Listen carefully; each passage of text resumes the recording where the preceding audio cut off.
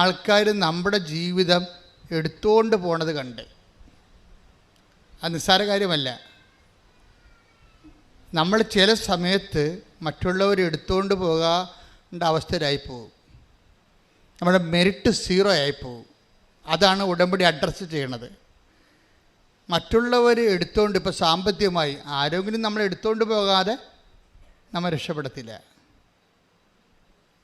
ഇപ്പോൾ ഗവൺമെൻറ് ഓഫീസിലായാലും ശരി, ഇനി രോഗം നമ്മൾ മരുന്ന് കഴിക്കുന്നു, മരുന്ന് കഴിച്ചിട്ടും ഡോക്ടറിൻ്റെ അടുത്ത് ചെല്ലുമ്പോൾ ഡോക്ടറിൻ്റെ നിങ്ങളുടെ രക്തമൊക്കെ ടെസ്റ്റ് ചെയ്ത് കഴിയുമ്പോഴും ആ നേരത്തെ ഉണ്ട രോഗത്തിൻ്റെ ലക്ഷണങ്ങൾക്കൊന്നും മാറ്റമില്ല, അത് അതുപോലെ ഇരിക്കുകയാണ്. അതുപോലെ ഇരിക്കുകയാണെങ്കിൽ ഡോക്ടർ 2 കാര്യം ചെയ്യും. ഒന്നെങ്കിൽ പറയും നിങ്ങളൊരു കൂടിയ ആശുപത്രിയിലോട്ട് പോകാൻ പറയും.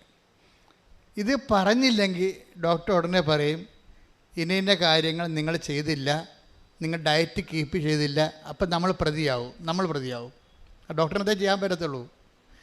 എന്തെങ്കിലും സംഭവിച്ചു കഴിഞ്ഞാൽ ഒന്നെങ്കിൽ നമ്മൾ പ്രതിയാകും, അല്ലെങ്കിൽ നമ്മൾ അവിടെ നിന്ന് വേറെ ആശുപത്രിയിലേക്ക് ഷിഫ്റ്റ് ചെയ്യേണ്ടി വരും. ഇനി ആശുപത്രിയോട് ഷിഫ്റ്റ് ചെയ്താലോ അവരും ചില സമയത്ത് നിസ്സഹായരായി നിൽക്കുന്ന കാണാം. അവിടെ കുഴപ്പം കൊണ്ടല്ല. ഇപ്പോൾ ഏഞ്ചലിൻ്റെ സാക്ഷ്യമൊക്കെ അതാണ് കാണിക്കുന്നത്. ഏഞ്ചൽ ചാലക്കുടിയിലെ ഒരു സാക്ഷ്യം ഇവിടെ കഴിഞ്ഞ ദിവസം പറഞ്ഞായിരുന്നു. അത് ഒരു വല്ലാത്ത സാക്ഷ്യമാണ്. കാര്യം വെച്ച് കഴിഞ്ഞാൽ ഏഞ്ചൽ ട്രെയിനിൽ സഞ്ചരിക്കുകയാണ്. പെട്ടെന്ന് ആ ട്രെയിനിലിരുന്ന് സ്വാഭാവികമായിട്ട് ഉറങ്ങിപ്പോയി.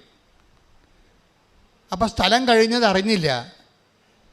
സ്ഥലം കഴിയുകയും പിന്നെ ട്രെയിൻ പതുക്കെ അടുത്ത സ്ഥലത്തേക്ക് മൂവ് ചെയ്യുന്ന സമയത്ത് ഏഞ്ചൽ ഒരു കോൺഫിഡൻസിൽ ചാടിക്കഴിഞ്ഞപ്പോൾ കാല് ഉതച്ചു പോയി. പിന്നെ ആശുപത്രിയിൽ കൊണ്ട് ചെന്നപ്പോൾ ഡോക്ടർ പറഞ്ഞ് ഇത് മൊത്തം നുറുങ്ങിയിരിക്കണമെന്ന് പറഞ്ഞ്. എന്നിട്ട് ഒരു ആദ്യത്തെ ഘട്ട ചികിത്സയൊക്കെ കഴിഞ്ഞു. കാല് ഓക്കെ ആയെന്ന് ഡോക്ടർ പറഞ്ഞു. പക്ഷേ ഏഞ്ചലിന് നടക്കാൻ പറ്റണില്ല. അപ്പോൾ വൈദ്യശാസ്ത്രം അവിടെ വെച്ച് സ്റ്റോപ്പ് ചെയ്യാൻ. കാല് ഓക്കെയാണ്, അവർ സ്കാൻ ചെയ്ത് നോക്കി, വേറെ പ്രശ്നങ്ങളൊന്നുമില്ല. അപ്പോൾ സുഖപ്പെട്ടു. പക്ഷേ വൈദ്യശാസ്ത്രം സുഖപ്പെട്ടെന്ന് പറഞ്ഞിട്ടും ഏഞ്ചലിന് നടക്കാൻ പറ്റണില്ല. പിന്നെ അവിടെ നടക്കാൻ പറ്റാത്ത അവസ്ഥയിൽ വേറെ ഒരു മേൽത്തരം ആശുപത്രിയിലോട്ട് പോകും. മേൽത്തരം ആശുപത്രിയിലോട്ട് പോകുമ്പോൾ കടോര വേദനയാണ്. ശരിക്കും നടക്കാൻ പറ്റാത്ത മാത്രമല്ല, ഉപ്പുകുറ്റിക്ക് നല്ല കടുത്ത വേദനയാണ്. ഇപ്പോൾ വേദന സഹിച്ച് ഇനി കുറച്ച് കഴിഞ്ഞപ്പോൾ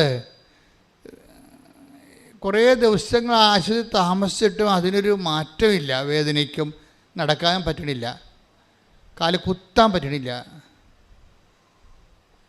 അമ്മ തന്നെ ഉടമ്പടി തൈലം കൊണ്ടുവന്ന് തേക്കുമ്പോൾ ഏഞ്ചൽ പറയാം അമ്മ തേച്ചിട്ട് പോയിക്കോ, തിരുമാൻ നിൽക്കണ്ടെന്ന് പറയും. കാരണം തിരുമിയ എൻ്റെ ജീവൻ പോകുമെന്ന് പറയും. അപ്പോൾ നമുക്ക് മനസ്സിലായല്ലേ, തൈലം തേച്ചിട്ടൊന്ന് കൈ കൊണ്ട് ഇങ്ങനെ ഒന്ന് ഉരച്ച ജീവൻ പോണ അത്രയും പിടച്ചിൽ വേദനയുള്ളൊരു കണ്ടീഷനാണ്. അപ്പോൾ ഇവളുടെ പരീക്ഷയൊക്കെ വരണം. അപ്പോൾ എല്ലാം കൊണ്ടും ഇവൾ പെട്ടുപോയെന്ന് ഒക്കെ മനസ്സിലാകും. കുറച്ച് കഴിയുമ്പോൾ ഒരു ദിവസം തല ഇങ്ങനെ ചൂടായി മരച്ച് വരും. അപ്പോഴേ അവൾക്കിട്ട് കണ്ണീരിൽ നിന്ന് ഇങ്ങനെ ആശുപത്രി കിടന്ന് കൂടെ കണ്ണീരിങ്ങനെ വീഴും. എന്നിട്ട് അവൾ ചോദിക്കും, അമ്മേ ഞാനിങ്ങനെ ജീവിതകാലം മുഴുവൻ തളർവാദം പിടിച്ചു പോകുമെന്ന് ചോദിക്കും. ജീവിതകാലം മുഴുവൻ തളർവാദം പിടിച്ചു പോവുക, എന്നിട്ട് നീ എന്നെ സുഖപ്പെടുത്തിയിട്ട് ഞാൻ സാക്ഷ്യം പറയാം അല്ലേ? അപ്പോൾ അതായിരിക്കും ചിലപ്പോൾ ദൈവഹിതം അല്ലേ?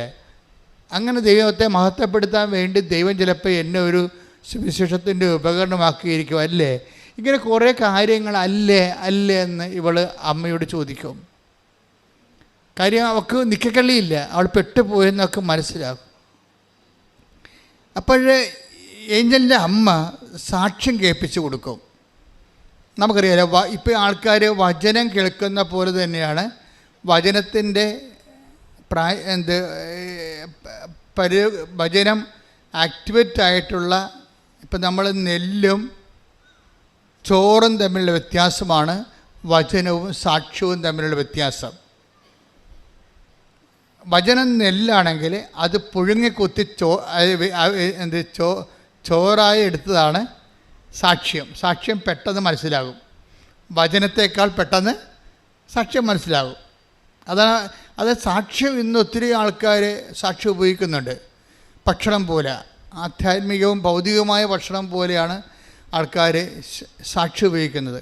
കാര്യം സാക്ഷ്യം വരുമ്പോഴേ നമ്മൾക്ക് സാക്ഷ്യം കേൾക്കുമ്പോൾ നമുക്ക് എന്നാ പറ്റണത്, നമ്മൾ വിശ്വാസത്തിലിങ്ങനെ രൂപപ്പെട്ട് വളർന്നുകൊണ്ടിരിക്കും. നമ്മളൊരു വിശ്വാസം ഇങ്ങനെ സാക്ഷ്യം കേൾക്കുന്നതനുസരിച്ചിട്ട് വിശ്വാസം ഇങ്ങനെ വളർന്നുകൊണ്ടിരിക്കും. അത് ഒരു ഘട്ടം കഴിഞ്ഞു കഴിഞ്ഞാൽ ആ വിശ്വാസം നമുക്ക് വലിയ ഫലം തരും. കാര്യം വിശ്വാസം നിസ്സാരമല്ല. എന്ന് വെച്ച് കഴിഞ്ഞാൽ ഇപ്പോൾ ഉദാഹരണത്തിന് നമ്മളിൽ വിശ്വാസം ജനിപ്പിക്കുകയാണ് ദൈവത്തിൻ്റെ ഉദ്ദേശമെന്ന് പൗലോസ് പറയുന്നുണ്ട്. ഇതുപോലെ സാക്ഷ്യത്തിൻ്റെ ഒരു ആധ്യാത്മിക രാസപ്രക്രിയയുടെ ഒരു സൊല്യൂഷൻ എന്ന് പറയുന്നത് ഫെയ്ത്താണ്. അതിൻ്റെ അകത്ത് സൊല്യൂഷൻ ഫെയ്ത്ത് ഇങ്ങനെ രൂപപ്പെട്ട് വരും. ഫെയ്ത്ത് രൂപപ്പെട്ട് വന്നാൽ ഒരു വിഷയം, ഒരു സബ്ജക്റ്റ്, അത് കടുത്ത സബ്ജക്റ്റ് ആണെങ്കിൽ അതിനെ അതിജീവിക്കേണ്ട ഒരു വിശ്വാസം വേണ്ടി വരും നമുക്ക്. അതുകൊണ്ടാണ് ഈ സാക്ഷ്യം നമ്മൾ കേൾക്കുന്നത്. ഇപ്പം തന്നെ ഉദാഹരണത്തിന് ഇപ്പോൾ നമ്മളുടെ യോഹന്നാൻ്റെ സുവിശേഷമില്ലേ 5:6 ഒരു തലഭാര രോഗി കിടക്കണില്ലേ, ആ ഭാഗത്ത് വായിച്ചേ, ശ്രുതിക്കട്ടെ. ഹല്ലേലൂയ. യോഹന്നാൻ 5-ാം അധ്യായം 6 മുതലുള്ള തിരുവചനങ്ങൾ. അവൻ അവിടെ കിടക്കുന്നത് യേശു കണ്ടു. അവൻ വളരെ നാളായി കിടപ്പിലാണെന്നറിഞ്ഞ് അവൻ വളരെ നാളായി പറഞ്ഞേ അവൻ വളരെ നാളായി കിടപ്പിലാണെന്നറിഞ്ഞ് യേശു ചോദിച്ചു, സുഖം പ്രാപിക്കാൻ നിനക്ക് ആഗ്രഹമുണ്ടോ? അവിടുത്തെ ഒരു വിഷയം എന്ന് പറയുന്നത് ദൈവം നമ്മളുടെയൊക്കെ ചോദിക്കണ ഒറ്റ കാര്യം മാത്രമേ ഉള്ളൂ. എന്താണ് ചോദിക്കണത്? ആഗ്രഹം മാത്രമേ ചോദിക്കത്തുള്ളൂ. കാര്യം തളർന്ന് കിടന്ന മകന് വേറെ എന്ത് ചോദിച്ചാലും കാര്യമില്ല, ആഗ്രഹം മാത്രം മതി. അവിടെ ഇപ്പം തളർന്ന് കിടക്കല്ലേ അയാളുടെ വേറെ ഒന്നും ചോദിച്ചിട്ട് കാര്യമില്ല. മറിച്ച് എന്താ ചോദിച്ചത്? അപ്പം ദൈവം നമ്മുടെയൊക്കെ ആവശ്യപ്പെടുന്നൊരു സംഭവം നമ്മളുടെ സിറ്റുവേഷൻ അനുസരിച്ചുള്ള ഡിമാൻഡ്സേ ഉള്ളൂ. അയാൾ അവിടെ കിടക്കുന്നത് വളരെ നാളായിട്ട് അവിടെ കിടക്കുന്നത് ഈശോ കണ്ടു. അപ്പോൾ ഈശോ കണ്ട വിഷയം എന്താണ്? നമ്മളുടെ ഈ വിഷയം ഭയങ്കര ഏജ് ഓൾഡായിട്ടുള്ള വിഷയമാണെന്നാണ് കണ്ടത്. അപ്പോൾ ദൈവം റെഫർ ചെയ്യുന്ന സബ്ജക്റ്റ് വൈസ് അത് കുറച്ച് സീനിയറായിട്ടുള്ള, കുറച്ച് ഏജ് ഓൾഡായിട്ടുള്ള വിഷയമാണ്. അപ്പോൾ ഇപ്പം ചിലർ പറയും, ഞാൻ എന്തുമാത്രം പ്രാർത്ഥിച്ചു, എവിടെയെല്ലാം പോയി, ഏതെല്ലാം ദൈവങ്ങളെ വിളിച്ചു, എന്നിട്ട് ഞാനിപ്പോൾ വിളിയെല്ലാം നിർത്തിയെന്ന് പറയല്ലേ. വിഡ്ഢി, നീ അങ്ങനെ പറയരുത്. കാരണം നീയാണ് പറയണത് എവിടെയെല്ലാം പോയി. നീ പോയി കാണുമായിരിക്കും, പക്ഷേ വിളിക്കേണ്ട പോലെ നീ വിളിച്ചിട്ടില്ല. വിശ്വസിക്കേണ്ട പോലെ നീ വിശ്വസിച്ചിട്ടില്ല. കർത്താവ് എന്താ ചോദിച്ചത്? സുഖം പ്രാപിക്കാൻ നീ ആഗ്രഹിക്കുന്നുവോ? അപ്പോഴും കർത്താവ് അയാൾ പറയും, ആഗ്രഹിച്ചിട്ട് എന്ത് കാര്യം, ആരുമില്ല സഹായിക്കാനെന്ന് പറയും. അത് ഭയങ്കര ഒരു ഹാർട്ട് ഫെൽറ്റായിട്ടുള്ള സംഭവമാണ്. എനിക്ക് ആഗ്രഹമുണ്ടേ, രക്ഷപ്പെടണമെന്ന് ആഗ്രഹമുണ്ടേ, ഗതി പിടിക്കണമെന്ന് ആഗ്രഹമുണ്ട്. ഞാൻ ആഗ്രഹിച്ചിട്ട് എന്താ കാര്യം? Nobody to help me. ആരും എന്നെ സഹായിക്കാനില്ല. അതായത് നമ്മുടെ അവസ്ഥ തന്നെയല്ലേ, ജനലക്ഷങ്ങളുടെ അവസ്ഥ തന്നെയല്ലേ. ജനലക്ഷങ്ങളുടെ അവസ്ഥ ഇത് തന്നെ ആയിരിക്കുമെന്ന് യേശു അറിയാമല്ലോ. ആ ജനലക്ഷങ്ങളുടെ അവസ്ഥ ഇതാണെങ്കിൽ ആ അവസ്ഥകളെ അഡ്രസ്സ് ചെയ്യാൻ വേണ്ടി ഈ തലവാര രോഗിയെ ഈശോ ഒരു നിമിത്തമാക്കുകയാണ്. കൈയടിച്ച് സ്തുതിക്കട്ടെ.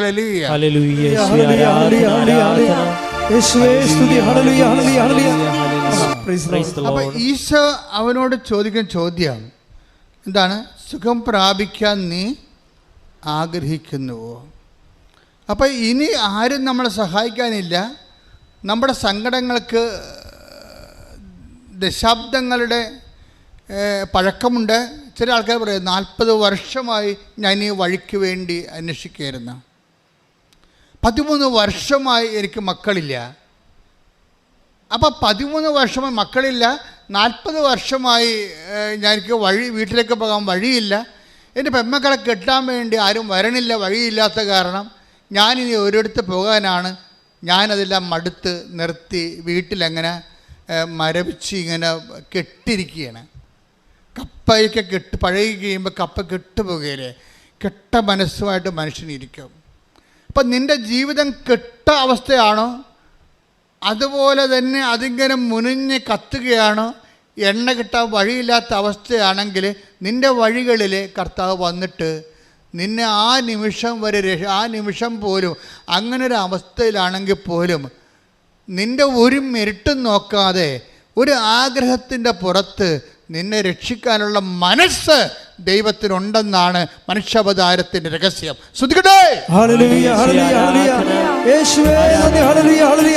നിങ്ങളൊക്കെ കേൾക്കുമ്പോൾ നിങ്ങൾ ദൈവസ്നേഹം നിങ്ങളിൽ വളരാൻ വേണ്ടിയാണ് ഞങ്ങൾ പാടുന്നത്. അപ്പം നിങ്ങൾ ചേർന്ന് പാടണം. പാടി വരുമ്പോൾ നിങ്ങളിലും തന്നെ ദൈവസ്നേഹം രൂപപ്പെട്ട് വരും. ദൈവസ്നേഹമാണ് ആദ്യം രൂപപ്പെട്ട് വരികയാണെങ്കിൽ നമ്മൾ രക്ഷപ്പെടും.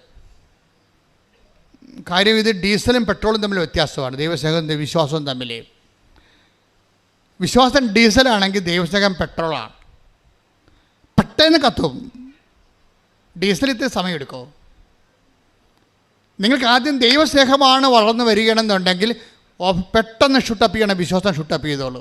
നമ്മൾ വിശ്വാസത്തെയാണ് നിങ്ങൾ അഡ്രസ്സ് ചെയ്യണമെന്നുണ്ടെങ്കിൽ ദൈവസ്നേഹം ആ വിശ്വാസം ആക്ടിവേറ്റ് ചെയ്ത് കഴിഞ്ഞ് മാത്രമേ ദൈവസ്നേഹം വരത്തുള്ളൂ. It will take time.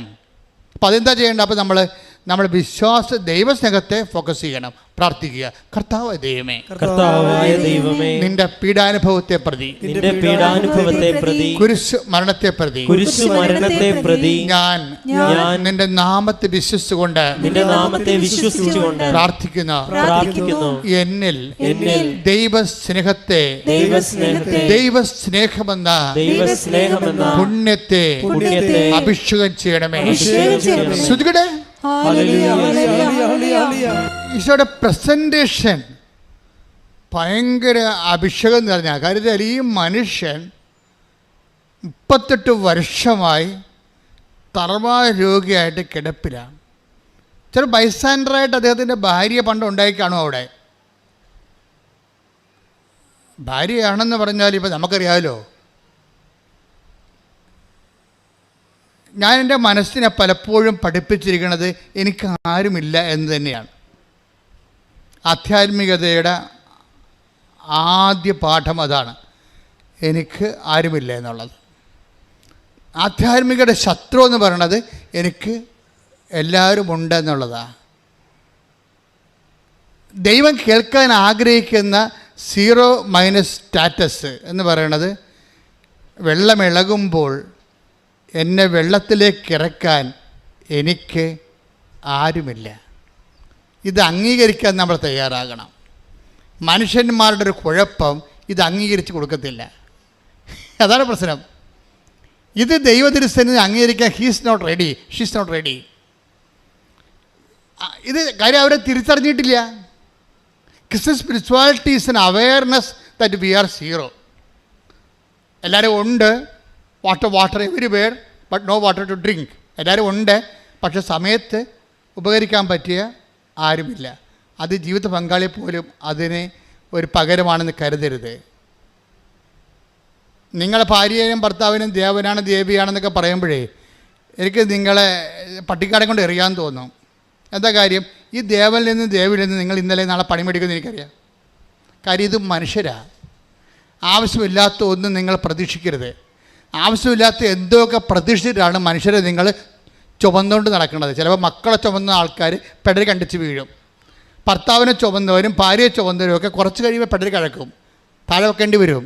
നിങ്ങൾ മനുഷ്യന്മാരിൽ ആശ്രയിക്കരുതെന്ന് ഈശോ പറഞ്ഞിട്ടുണ്ട്.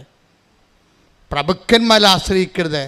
രക്ഷ നൽകാൻ കഴിയാത്ത മനുഷ്യരിൽ അഭയം പ്രാപിക്കരുത്. ശ്രുതികട്ടെ ഹല്ലേലൂയ. ഹല്ലേലൂയ ഹല്ലേലൂയ ഹല്ലേലൂയ ഹല്ലേലൂയ. യേശുവേ നന്ദി. ഹല്ലേലൂയ ഹല്ലേലൂയ ഹല്ലേലൂയ. ഞാനീ പറഞ്ഞത് കേട്ടിട്ട് നിങ്ങൾ തെറ്റിദ്ധരിക്കരുത്.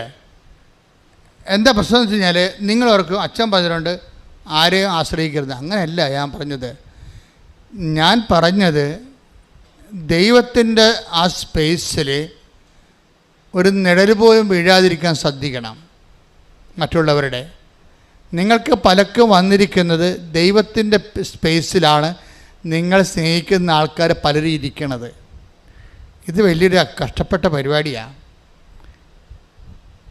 കാര്യം എന്താ പ്രശ്നം വെച്ചാൽ ഇപ്പം നിങ്ങളുടെ ഭർത്താവിന് പനി വന്ന് അപ്പം നിങ്ങൾ ഞായറാഴ്ച കുർബാനയ്ക്ക് പോകുകയില്ലേ?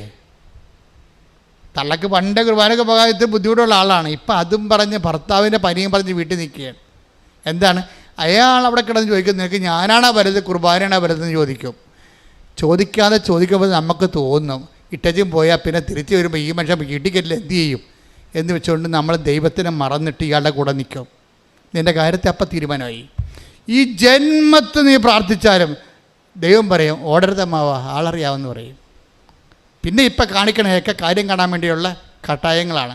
ഇതൊന്നും സത്യസന്ധമായ ദൈവത്തിൽ വിശ്വാസമല്ല. അതുകൊണ്ടാണ് ഞാൻ പറഞ്ഞത് ഇങ്ങനെ ഒരു അവസ്ഥ വരാതിരിക്കാൻ. ഇതുകൊണ്ടാണ് ഈശോ പറഞ്ഞത് പ്രലോഭനങ്ങളാണിത്, അത് ഉൾപ്പെടുത്താതിരിക്കാൻ പ്രാർത്ഥിക്കണം. കാര്യം നീ ദൈവത്തെ തക്ക സമയത്ത് കൈവിട്ട് കളയുന്ന ആളാണെന്ന് തോന്നിയാൽ ദൈവം എന്ത് ചെയ്യുന്നറിയാമോ? ഈ സിറ്റുവേഷൻസ് ക്രിയേറ്റ് ചെയ്ത് തരും. കാര്യം എന്താണ്? നിന്നെ കറക്റ്റായിട്ട് ബ്രാൻഡ് ചെയ്യാൻ വേണ്ടിയാണ്. നീ നാളെ യാതൊരുവിധ ക്ലെയിമും പറഞ്ഞുകൊണ്ട് വരരുത്.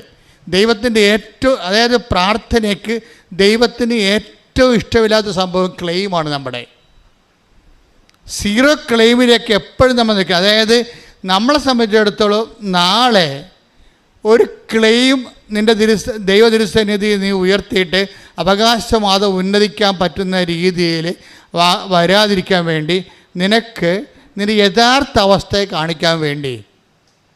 അതുകൊണ്ടാണ് ഈ പ്രണയക്കടികളിലൊക്കെ പഠിക്കുന്ന ആൾക്കാർക്ക് എന്താ പ്രശ്നം വെച്ച് കഴിഞ്ഞാൽ ഈ പ്രണയക്കണികൾ ഉള്ള ആൾക്കാർ വാട്സപ്പിലാണെങ്കിൽ അവനെ വിളിച്ചു കഴിഞ്ഞാൽ അവൻ പറയുന്ന സ്ഥലത്ത് നിങ്ങൾ എത്തണം. അതായത് നിങ്ങൾ അല്ലെങ്കിൽ അവൾ പറയുന്ന സ്ഥലത്ത് നിങ്ങളെത്തണം. ഈ പ്രണയക്കണിയെ വീഴുന്ന മുമ്പ് നിങ്ങൾ സ്വതന്ത്രമായിരുന്നു. ഇപ്പോൾ എന്നാ പറ്റും? അവൻ നിങ്ങളുടെ വാട്സാപ്പിൽ ടണ്ട് ടിക്കോട്ടോ എന്ന് പറഞ്ഞ് നോക്കിക്കൊണ്ടിരിക്കുകയാണ്. അല്ലെങ്കിൽ അവൾ നിങ്ങൾ കണ്ടെന്ന് ഉറപ്പ് വരുത്തി കഴിഞ്ഞാൽ പിന്നെ നീ പറയണത് അല്ലെങ്കിൽ അവൻ പറയണത് നീ കേട്ടോ ഇല്ലയോ എന്ന് ഉറപ്പ് വരുത്തും. അത് കുർബാനയാണെങ്കിൽ ശരി, ഇറങ്ങി വരാൻ പറഞ്ഞാൽ നീ ഇറങ്ങി ചെല്ലേണ്ടി വരും. കാര്യം നീ അങ്ങനെ ഇറങ്ങി ചെല്ലണ വാലാട്ടി പട്ടിയാണെന്ന് ദൈവത്തിന് അറിയാം. അതുകൊണ്ടാണ് നീ പ്രണയക്കണി പെട്ടിരിക്കുന്നത്. അത് മറ്റൊരു പ്രലോഭനമാണ്. നീ ആരാണെന്ന് അറിയാൻ വേണ്ടി ദൈവം ചെയ്തിരിക്കുന്ന ഒരു സംവിധാനമായിട്ട് ചില സമയത്ത് വരും, ചില വിശ്വാസമായിട്ടും വരും. ഇത് പ്രലോഭനമെന്ന് പറയുന്നത് ഭയങ്കര സീരിയസ് വിഷയമാണ്. ഒന്നാമത്തെ നമ്മളിത് അറിയത്തില്ലെന്നുള്ളതാണ് രസം. നമ്മൾ ഇത് അറിയത്തില്ല എപ്രകാരം നമ്മുടെ ക്ലെയിം ഷോർട്ട് ചെയ്ത് അത് സീറോ മൈനസ് ആക്കി കളയാൻ വേണ്ടി, ക്ലെയിം ഉണ്ടാകാതിരിക്കാൻ വേണ്ടിയാണ് ദൈവതിരുസന്നിധിയിൽ ക്ലെയിം ഉണ്ടാകാതിരിക്കാൻ വേണ്ടി നമുക്കൊരു സിറ്റുവേഷൻ തരും പ്രലോഭനത്തിൻ്റെ. നമ്മൾ അതിൻ്റെ അകത്ത് ചെയ്യുന്ന കുടുങ്ങിക്കഴിയുമ്പോൾ പിന്നെ ദൈവത്തിൻ്റെ രണ്ടാം സ്ഥാനമായി പോകും. ഇതുകൊണ്ടാണ് ഈശോ പറഞ്ഞത് നമുക്ക് ദൈവതിരുസന്നിധി ക്ലെയിം പോകാൻ സാധ്യത ഉള്ളത് കൊണ്ടാണ് പ്രലോഭനം എന്ന് പറഞ്ഞ സംഭവത്തെ ഉൾപ്പെടുത്തരുതെന്ന് പ്രാർത്ഥിക്കണം. നിങ്ങളെ ചുമ്മാ പ്രലോഭനത്തെ ഉൾപ്പെടുത്താൻ നിങ്ങളിങ്ങനെ അപ്പിളിപ്പിളി കളിച്ച് ആ പ്രാർത്ഥന കുളമാക്കി കളയും. പക്ഷേ ഉദ്ദേശം എന്ന് പറയുന്നത് നമ്മുടെ ആധ്യാത്മിക ജീവിതത്തിൻ്റെ ഏറ്റവും കാതലായ ഒരു സംഭവമാണ് ഈശോ ട്രേസ് ചെയ്തത്. പ്രാർത്ഥിക്കുക, കർത്താവേ നിന്നെ മറന്ന് ജീവിക്കാൻ, നിന്റെ വചനങ്ങളെ അവഗണിച്ചുകൊണ്ട് ജീവിക്കാൻ എനിക്കിടവരുത്തരുതേ. അത്തരം സാഹചര്യങ്ങളിൽ നിന്ന് നീ എന്നെ വിടുവിക്കണമേ, സംരക്ഷിക്കണമേ. എന്താ പ്രശ്നം എന്ന് അറിയാമോ? മറ്റു വസ്തുക്കൾ എന്ന് പറഞ്ഞ ഇതാണ്. ബൈബിൾ പറയും മറ്റു വസ്തുക്കൾ. വചനം നിലനിൽക്കണമെന്നുണ്ടെങ്കിൽ എന്ത് പറ്റും? നമുക്കിഷ്ടമുള്ളത് ചോദിക്കാം. കർത്താവ് അങ്ങനെയല്ലേ പറഞ്ഞത്? എൻ്റെ വചനം നിങ്ങളിൽ എന്റെ വചനം നിങ്ങളിൽ നിലനിൽക്കുമെങ്കിൽ നിങ്ങൾക്ക് ഇഷ്ടമുള്ളത് ചോദിക്കാം, നിങ്ങൾക്ക് ഇഷ്ടമുള്ളത് ചോദിക്കാം, നിങ്ങൾക്കത് ലഭിക്കും. പക്ഷെ വചനം നിലനിൽക്കത്തില്ലല്ലോ, അതിലെ പ്രശ്നം. ഇപ്പൊ യോഹന്നാൻ 15:7 എടുത്ത് ശ്രുതികട. ഹല്ലേലൂയ ഹല്ലേലൂയ ഹല്ലേലൂയ ഹല്ലേലൂയ ഹല്ലേലൂയ ഹല്ലേലൂയ യേശുവേ നന്ദി. ഹല്ലേലൂയ ഹല്ലേലൂയ ഹല്ലേലൂയ ഹല്ലേലൂയ ഹല്ലേലൂയ ഹല്ലേലൂയ ഹല്ലേലൂയ. യോഹന്നാൻ 15:7 നിങ്ങൾ എന്നിൽ വസിക്കുകയും എൻ്റെ വാക്കുകൾ നിങ്ങളിൽ നിലനിൽക്കുകയും ചെയ്യുന്നെങ്കിൽ ഇഷ്ടമുള്ളത് ചോദിച്ചു കൊള്ളുക, നിങ്ങൾക്ക് ലഭിക്കും. Praise the Lord. അപ്പോൾ നമുക്ക് ലഭിക്കുന്നതിന് പ്രശ്നങ്ങളൊന്നുമില്ല. എന്താ കാര്യം? ചോദിക്കുന്നതിന് പ്രശ്നമില്ല. രണ്ട് കാര്യത്തിന് ഇഷ്യൂസ് അല്ലേ? രണ്ട് കാര്യത്തിന് ഇഷ്യൂസ് ഇല്ല. എന്താണ്? നമുക്ക് ലഭിക്കുന്നതിന് ഇഷ്യൂസ് ഒന്നുമില്ല. പിന്നെ എന്താണ്? നമുക്ക് ചോദിക്കാനും ഇഷ്യൂസ് ഒന്നുമില്ല. അപ്പം ചോദിക്കുകയും ചെയ്യാം, കിട്ടുകയും ചെയ്യും. പക്ഷെ ഒരു കണ്ടീഷൻ ഉണ്ട് അവിടെ. എന്താണ്? എൻ്റെ വചനം പറഞ്ഞേ.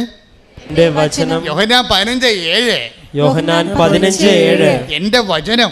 എൻ്റെ വചനം. ഇപ്പോൾ വചനമാണ് പ്രശ്നം. വീട്ടിലെ ഉടമ്പടി ഡീല് ചെയ്യണത് അവൻ പറയണത് പോലെ ചെയ്യുക എന്നുള്ള വചനത്തിലാണ്. അപ്പോഴെന്താ സംഭവിച്ചിരിക്കണത്? എൻ്റെ വചനം പറഞ്ഞേ. എൻ്റെ വചനം നിങ്ങളിൽ നിലനിൽക്കുമെങ്കിൽ ഇഷ്ടമുള്ളത് ചോദിച്ചുകൊള്ളുക, നിങ്ങൾക്ക് ലഭിക്കും. അപ്പം ചോദിക്കുന്നതിനും ഇഷ്ടമുള്ളത് ചോദിക്കാം, ലഭിക്കുന്നതിനും ഒരു പരിധിയില്ല. പക്ഷെ ഒരു കാര്യം മാത്രമേ ഉള്ളൂ. എന്താണ്? വചനം നിങ്ങളിൽ നിലനിൽക്കണം. അതാണ് പ്രശ്നം.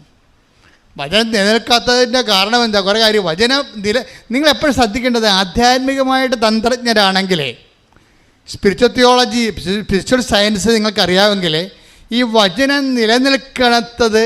നിലനിൽക്കുന്നുണ്ടോ എന്ന് നമുക്ക് ടെസ്റ്റ് ചെയ്യാൻ പറ്റും. വചനം കിട്ടിയിട്ട് കാര്യമില്ല, വചനം നമ്മളിൽ നിലനിൽക്കണം. വചനം നിലനിൽക്കാത്തത് എന്തുകൊണ്ടാണെന്ന് നാം അറിയണം. അതിനെ മർക്കോസിന്റെ 4:18-19 വായിച്ച് ശ്രുതികട്ടെ. ഹല്ലേലൂയ ഹല്ലേലൂയ ഹല്ലേലൂയ ഹല്ലേലൂയ ഹല്ലേലൂയ യേശുവേ നന്ദി. ഹല്ലേലൂയ ഹല്ലേലൂയ ഹല്ലേലൂയ ഹല്ലേലൂയ ഹല്ലേലൂയ ഹല്ലേലൂയ. മർക്കോസ് 4:18-19 മുൾച്ചെടികൾക്കിടയിൽ വിതയ്ക്കപ്പെട്ടതാണ്. പറഞ്ഞ മുൾച്ചെടികൾക്കിടയിൽ വിതയ്ക്കപ്പെട്ടത് മറ്റു ചിലരാണ്. അവർ വചനം ശ്രവിക്കുന്നു, എന്നാൽ ലൗകിക വ്യഗ്രതയും എന്താണ് ലൗകിക വ്യഗ്രത? ധനത്തിന്റെ ആകർഷണവും മറ്റു വസ്തുക്കൾക്ക് വേണ്ടിയുള്ള ആഗ്രഹവും അവരിൽ കടന്നുകൂടി വചനത്തെ ഞെരുക്കുകയും അത് ഫലശൂന്യമാവുകയും ചെയ്യുന്നു. ഈ മൂന്ന്, അതായത് മർക്കോസിന്റെ 4:18-19 3 വചനം നിൽക്കാതിരിക്കാനുള്ള 3 ഘടകങ്ങൾ പറയുന്നുണ്ട്. എന്തൊക്കെയാണത്? ഒന്നെന്താണ്? ലൗകിക വ്യഗ്രത, ലൗകിക കാര്യങ്ങൾക്കുള്ള വ്യഗ്രത. അപ്പോൾ ഈ വ്യഗ്രത എന്ന് പറയുമ്പോൾ വ്യഗ്രതയ്ക്കുള്ള പ്രശ്നം എന്താ അറിയാമോ? ഇതിങ്ങനെ അടിച്ച് തലയിൽ കയറി കഴിഞ്ഞാൽ പിന്നെ സാധനം ഇറങ്ങത്തില്ല. ഇപ്പം നിങ്ങൾ ഇംഗ്ലണ്ട് UK പോകണം, അവിടെ തന്നെ ജോലിയുള്ള ആളെ കല്യാണം കഴിക്കണം, അവിടെ തന്നെ പ്രസവിച്ചൊരു കുഞ്ഞിനെ അവിടെ തന്നെ പൗരത്വം മേടിക്കണം. ആ വ്യഗ്രത തലയിൽ കയറിയാൽ ഈ സാധനം ഇറങ്ങത്തില്ല. പിന്നെ എത്ര നല്ല PSC എന്ന് ഉദ്യോഗം പിടിച്ച കേരളത്തിലുള്ള ആളെ കിട്ടിയാൽ നിങ്ങൾ കെട്ടത്തില്ല. കാര്യം നിങ്ങളുടെ തലയിൽ ഈ സാധനം അടിച്ച് കയറിപ്പോയി. ഇതാണ് ലൗകിക വ്യഗ്രത എന്ന് പറയണത്. ഇപ്പം നിങ്ങളെന്താ വിചാരിക്കണം? UK പോകണം, അന്നേരം അവിടെ നിന്ന് തന്നെ 2 കൊല്ലം കഴിയുമ്പോൾ അവിടെ നിന്ന് തന്നെ കല്യാണം കഴിക്കണം, അവിടെ തന്നെ ജോലിയുള്ള കല്യാണം കഴിക്കണം, അവിടെ തന്നെ പ്രസവിക്കണം, കുഞ്ഞിന് അവിടെ തന്നെ പൗരത്വം മേടിക്കണം. അപ്പോൾ ഇത്രയും നിങ്ങൾ ചിന്തിച്ച് വെച്ച് കഴിഞ്ഞാൽ പിന്നെ ഇവിടെ ദൈവഹിതത്തിന് യാതൊരുവിധ പ്രസക്തിയുമില്ല. പിന്നെ നിങ്ങൾ ദൈവത്തെ യേശുക്രിസ്തു ക്രൂശിക്കപ്പെട്ടത് ഉയർത്തതിനരുതും നിന്നെ UK വിട്ട് പ്രസവിപ്പിക്കാൻ വേണ്ടിയാണെന്ന് തോന്നിപ്പോകും. പിടിയിട്ടില്ലേ സംഗതി? പാളിച്ച കണ്ടില്ലേ? ഓരോ ആൾക്കാരും ദൈവത്തിലേക്ക് വരുമ്പോൾ we come with a free hand. നിങ്ങൾ ദൈവത്തിലേക്ക് വരുമ്പോൾ you come with a free hand and free heart. എന്താ കാരണം? കർത്താവ് തിരുമനസ്സാണെങ്കിൽ, യാക്കോബിൽ അങ്ങനെ പറയുന്നുണ്ട്, കർത്താവ് തിരുമനസ്സാണെങ്കിൽ നാളെ ഞങ്ങൾ ഇന്ന പട്ടണത്തിൽ പോകും, ഇന്ന വ്യാപാരം ചെയ്യും.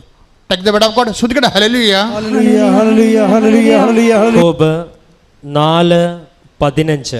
യാക്കോബ് 4:15. നിങ്ങൾ ഇങ്ങനെയാണ് പറയേണ്ടത്. പറഞ്ഞ നിങ്ങൾ ഇങ്ങനെയാണ് പറയേണ്ടത്. നിങ്ങൾ ഇങ്ങനെയാണ് പറയേണ്ടത്. കർത്താവ് മനസ്സാകുന്നെങ്കിൽ കർത്താവ് മനസ്സാകുന്നെങ്കിൽ ഞങ്ങൾ ജീവിക്കുകയും യഥായുക്തം പ്രവർത്തിക്കുകയും ചെയ്യും. അപ്പോഴേ എല്ലാത്തിൻ്റെയും കൂടെ ഇഫ് ഗോഡ് വിൽസ് എന്ന് ചേർക്കണം. മനസ്സിലായില്ലേ? എല്ലാത്തിൻ്റെയും കൂടെ, നിങ്ങൾ എല്ലാ നിയോഗങ്ങളുടെ കൂടെ ചേർക്കേണ്ട ചേരുവകയാണ് എന്താണ്? ദൈവം മനസ്സാകുന്നെങ്കിൽ. പലർക്കും ഉടമ്പടി എടുത്ത് പിന്നെ കുറച്ച് കഴിഞ്ഞപ്പോൾ, കഴിഞ്ഞ ദിവസം ഒരു ഈ ഏഞ്ചൽ തന്നെ, ഏഞ്ചലിൻ്റെ സംഭവം നിങ്ങൾക്ക് അറിയാമല്ലോ. ഏഞ്ചൽ ഈ സാക്ഷ്യം കേട്ടുകൊണ്ട് കിടക്കുകയായിരുന്നു.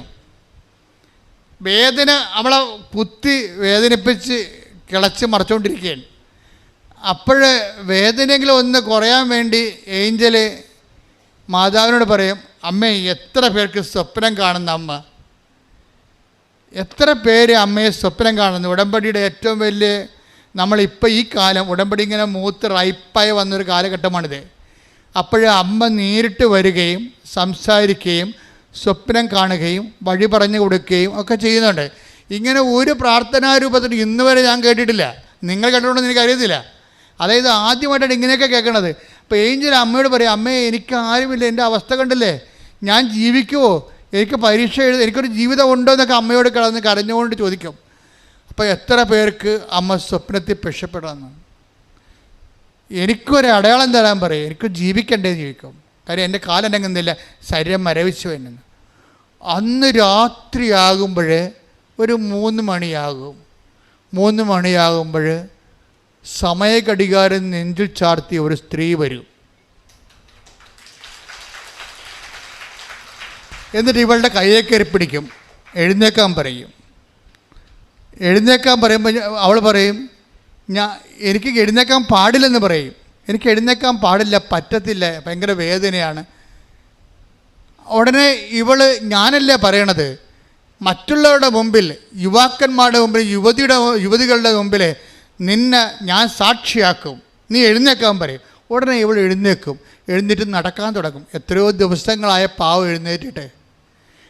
അവളിങ്ങനെ എഴുന്നേറ്റ് രാത്രി ഇങ്ങനെ പയ്യെ ഇങ്ങനെ അവൾ പറയുന്നുണ്ട് അതിൻ്റെ അകത്ത്, അതായത് ഞാനിങ്ങനെ സോഡിയം കുറഞ്ഞു പോയ ആൾക്കാരെ പോലെ ഇങ്ങനെ പാറ്റി പോകണം കണ്ടപ്പോൾ എൻ്റെ അമ്മ താഴെ കിടന്ന് ഉറങ്ങുകയായിരുന്നു. എൻ്റെ അമ്മ ചാടി എഴുന്നിട്ട് എൻ്റെ വേറെ ഏഞ്ചൽ എവിടെ പോണ് എന്ന് പറഞ്ഞുകൊണ്ട് കയറി കയ്യെ പിടിക്കും.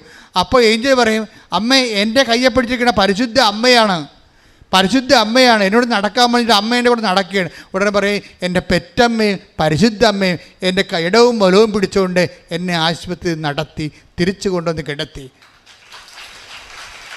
പിറ്റേ ദിവസം ഞാൻ ഡോക്ടറിനോട് പറഞ്ഞു, ഞാൻ പോകുന്നു, ഞാൻ സുഖപ്പെട്ടു.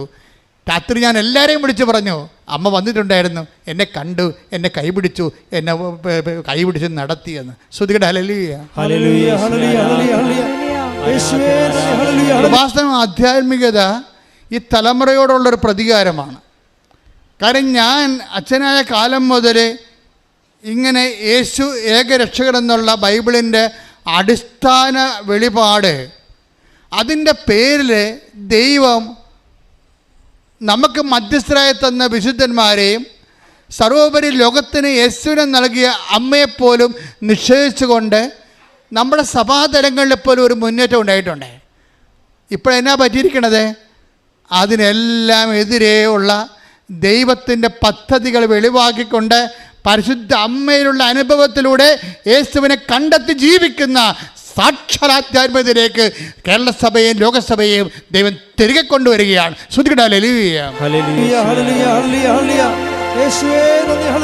ഏഞ്ചലിൻ്റെ മനസ്സിൽ അന്ന് അവളുടെ കൈപിടിച്ച രാത്രിയിലെ അമ്മ ചെവി പറഞ്ഞൊരു സത്യമുണ്ട്. നിന്നെ ഞാൻ ഈ കട്ടിലിൽ നിന്ന് ഉയർത്തിക്കൊണ്ട് വരുന്നതിൻ്റെ കാരണം, ഉടമ്പടി എടുത്തിട്ട് അത് പാലിക്കാതെ, അതിൻ്റെ അനുഗ്രഹവും ആനുകൂല്യം കൈപ്പറ്റാതെ വിശ്വാസം തണുത്തുപോയ ആൾക്കാരെ നിന്നിലൂടെ തിരികെ വിളിക്കാനാണെന്ന് കൈയടിച്ച് ശ്രദ്ധിക്കട്ടെ. സബ്ജക്റ്റ് ഇതാണ്. യോഹന്നാൻ 15:7 എന്താണ്? യോഹന്നാൻ 15:7 എന്താണ്? എൻ്റെ വചനം പറഞ്ഞേ, എൻ്റെ വചനം നിങ്ങളിൽ നിങ്ങളിൽ നിലനിൽക്കുമെങ്കിൽ നിങ്ങൾക്ക് ഇഷ്ടമുള്ളത് ചോദിക്കാം. അപ്പം ഇഷ്ടമുള്ളത് ചോദിക്കാമെന്നുള്ളത് നമുക്കറിയാം. ഉടമ്പടി എടുത്തപ്പോൾ നമുക്ക് മനസ്സിലായിട്ടുണ്ട്. ഒരു ദിവസം 10 സാക്ഷ്യമാണ് ഇപ്പോൾ അപ്പ് ചെയ്യണത്. 10-20 സാക്ഷ്യങ്ങൾ, 25 സാക്ഷ്യങ്ങളിൽ തിരഞ്ഞെടുക്കുമ്പോൾ അതിൽ 10 എണ്ണം അപ്പ് ചെയ്യും.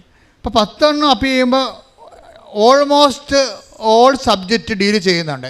കടം, ജോലി, ജപ്തി, മക്കളില്ലാത്തവർ, വീടില്ലാത്തവർ, വീട്. കഴിഞ്ഞ ദിവസങ്ങളിൽ ഒരു സാക്ഷ്യം ഉണ്ടായി. ശ്രുതിക്കട്ടെ ഹല്ലേലൂയ. ഹല്ലേലൂയ. യേശുവേ ആരാധന. ഹല്ലേലൂയ ഹല്ലേലൂയ ഹല്ലേലൂയ ഹല്ലേലൂയ ഹല്ലേലൂയ യേശുവേ നന്ദി. ഹല്ലേലൂയ ഹല്ലേലൂയ ഹല്ലേലൂയ ഹല്ലേലൂയ ഹല്ലേലൂയ ഹല്ലേലൂയ യേശുവേ സ്തുതി. Hallelujah hallelujah. ഞങ്ങൾക്ക് ആവശ്യമായ അഭിഷേകം. ആൻസി കുമ്പളങ്ങിയ. അപ്പം ആൻസി കുമ്പളങ്ങിയുടെ സാക്ഷ്യത്തിൻ്റെ സ്റ്റോറി നിങ്ങൾ മനസ്സിലാക്കണേ. ആൻസി കുമ്പളങ്ങി എന്ന് നമ്മുടെ നാട്ടുകാരിയാണ്. അവർ കല്യാണം കഴിച്ച് വിട്ട ആളാണ്. പക്ഷേ അവളെ കല്യാണം കഴിച്ച് വിട്ടതിന് ശേഷം അവളുടെ വീട്ടിൽ അപ്പനുണ്ട്, അമ്മയുണ്ട്, ആങ്ങളയുണ്ട്. ആങ്ങള കല്യാണം കഴിച്ചതാണ്. അപ്പം 4 പേരുണ്ട്.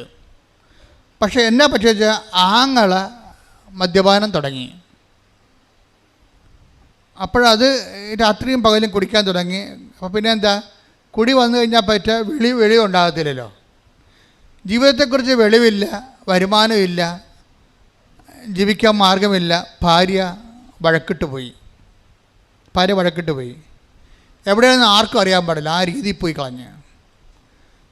പിന്നെ എന്നാ സംഭവിച്ചു കഴിഞ്ഞാൽ അടുത്ത ദുരന്തം. അപ്പോൾ ഒരാൾ കുടുംബത്തിൽ നിന്ന് തകർന്നാൽ മൊത്തം തകരുവേ. അടുത്ത ദുരന്തം എന്താ? അടുത്ത ദുരന്തം വീടിന് ജപ്തിയായി. അപ്പോൾ വരുമാനം ഇല്ലാതെ കടമയുടെ ജീവിച്ചു കഴിഞ്ഞാൽ വീട് പിന്നെ പണയം വെക്കുക, ജപ്തിയായി കഴിഞ്ഞപ്പോൾ അപ്പനും അമ്മയും രോഗിയാണ്, വീട് ജപ്തിയുമാണ്. ആങ്ങള വെള്ളമടിച്ച് നാട്ടിൽ കറങ്ങി നടക്കണം. ഇപ്പം ആങ്ങളെയും കാണാനില്ല. അപ്പം ജീവിതം പോണ പോക്ക് കണ്ടില്ലേ? അങ്ങ് ജീവിതം മുങ്ങിപ്പോവുകയാണ് അങ്ങോട്ട്. അപ്പോൾ ഈ സമയത്ത്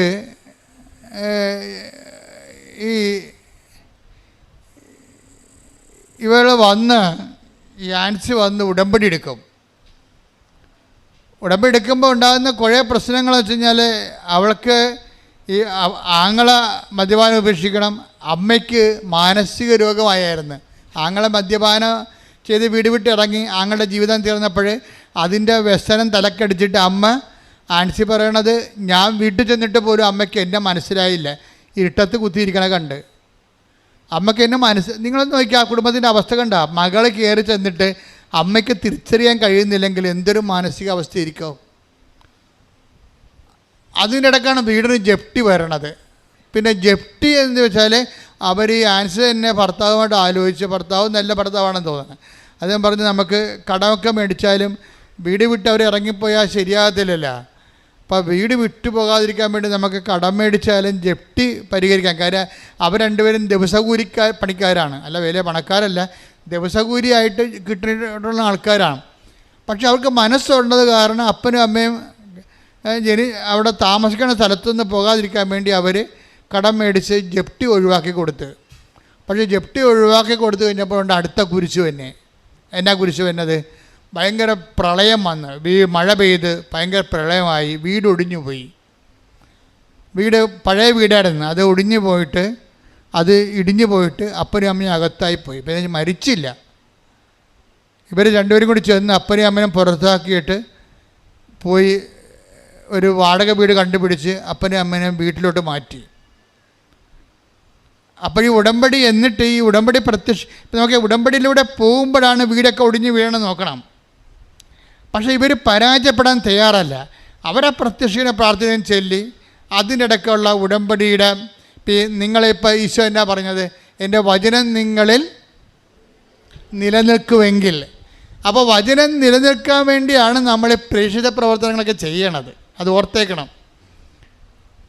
നിങ്ങൾക്ക് വേറെ പണിയില്ലെന്നൊക്കെ ആൾക്കാർ ചോദിക്കും. നമ്മളെന്ന് വെച്ച് കഴിഞ്ഞാൽ നമ്മൾ വചനം നിലനിൽക്കണം. എന്താണ് ഒരു വചനം? നിങ്ങൾ ലോകം മുഴുവനും പോവുക, എല്ലാ സൃഷ്ടികളോടും സുവിശേഷം പ്രസംഗിക്കുക.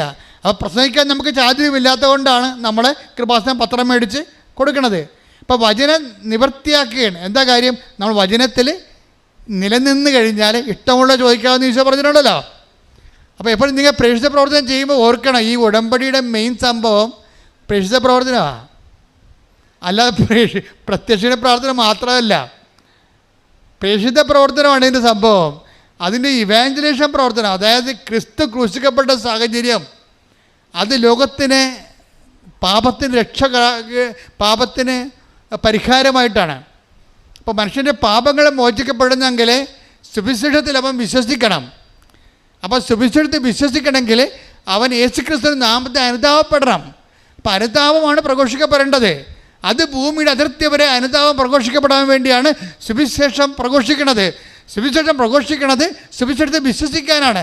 സുവിശേഷത്തെ വിശ്വസിക്കുന്നത് യേശുക്രിസ്തുവിന്റെ നാമത്തിൽ വിശ്വസിച്ചവർ അവർ രക്ഷ പ്രാപിക്കാൻ വേണ്ടിയാണ്. പ്രാർത്ഥിക്കുക, കർത്താവേ അങ്ങയുടെ വചനം, അങ്ങയുടെ നാമം ലോകത്തിന് കൈമാറിക്കൊണ്ട് അവരുടെ പാപക്കറകളിൽ നിന്ന് യേശു നാമത്തിലെ അവർ അനുദപിച്ചുകൊണ്ട് യേശു നേടിയെടുത്ത നിത്യജീവനിലേക്ക് കൃപകളിലേക്ക് മനുഷ്യരാശിയെ ശുദ്ധീകരിക്കുന്നതിനായി സുവിശേഷത്തിന്റെ ഉപകരണമാക്കി എന്നെ അഭിഷേകം ചെയ്യണമേ. യേശുവേ ഹല്ലേലൂയ ഹല്ലേലൂയ ആരാധന ആരാധന ആരാധന യേശുവേ സ്തുതി ഹല്ലേലൂയ ഹല്ലേലൂയ ആരാധന യേശുവേ ഹല്ലേലൂയ ഹല്ലേലൂയ യേശുവേ ആരാധന ആരാധന ആരാധന പരിശുദ്ധ പരമദിവ്യകാരുണ്യത്തിന് എന്നേരവും ആരാധനയും സ്തുതിയും പുകഴ്ചയും ഉണ്ടായിരിക്കട്ടെ.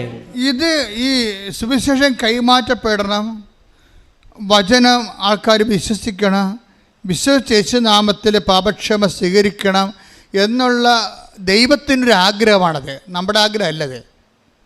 ഈ ദൈവത്തിൻ്റെ ആഗ്രഹം ദൈവം ഏറ്റവും കൂടുതൽ വേദനിക്കുകയും വ്യഗ്രത കൊള്ളുകയും വിഷമിക്കുകയും ചെയ്യുന്നൊരു വിഷയമാണ് ലോകം ഈശോയെ സ്വീകരിക്കുക എന്നുള്ളത്. ആ ദൈവത്തിൻ്റെ ഒരു വിഷമം ആർക്കാണ് വിഷമമായി തീരണത്? അവരാണ് ദൈവത്തിൻ്റെ വേലക്കാരായിട്ട് മാറണത്. അത് ആർക്കും ആകാം. നിങ്ങളീ പത്രം കൊടുക്കുമ്പോഴേ, ഇപ്പോൾ ആൾക്കാരൊക്കെ പത്രം കൊടുക്കുമ്പോൾ എന്താ ചെയ്യണമെന്നറിയാവോ?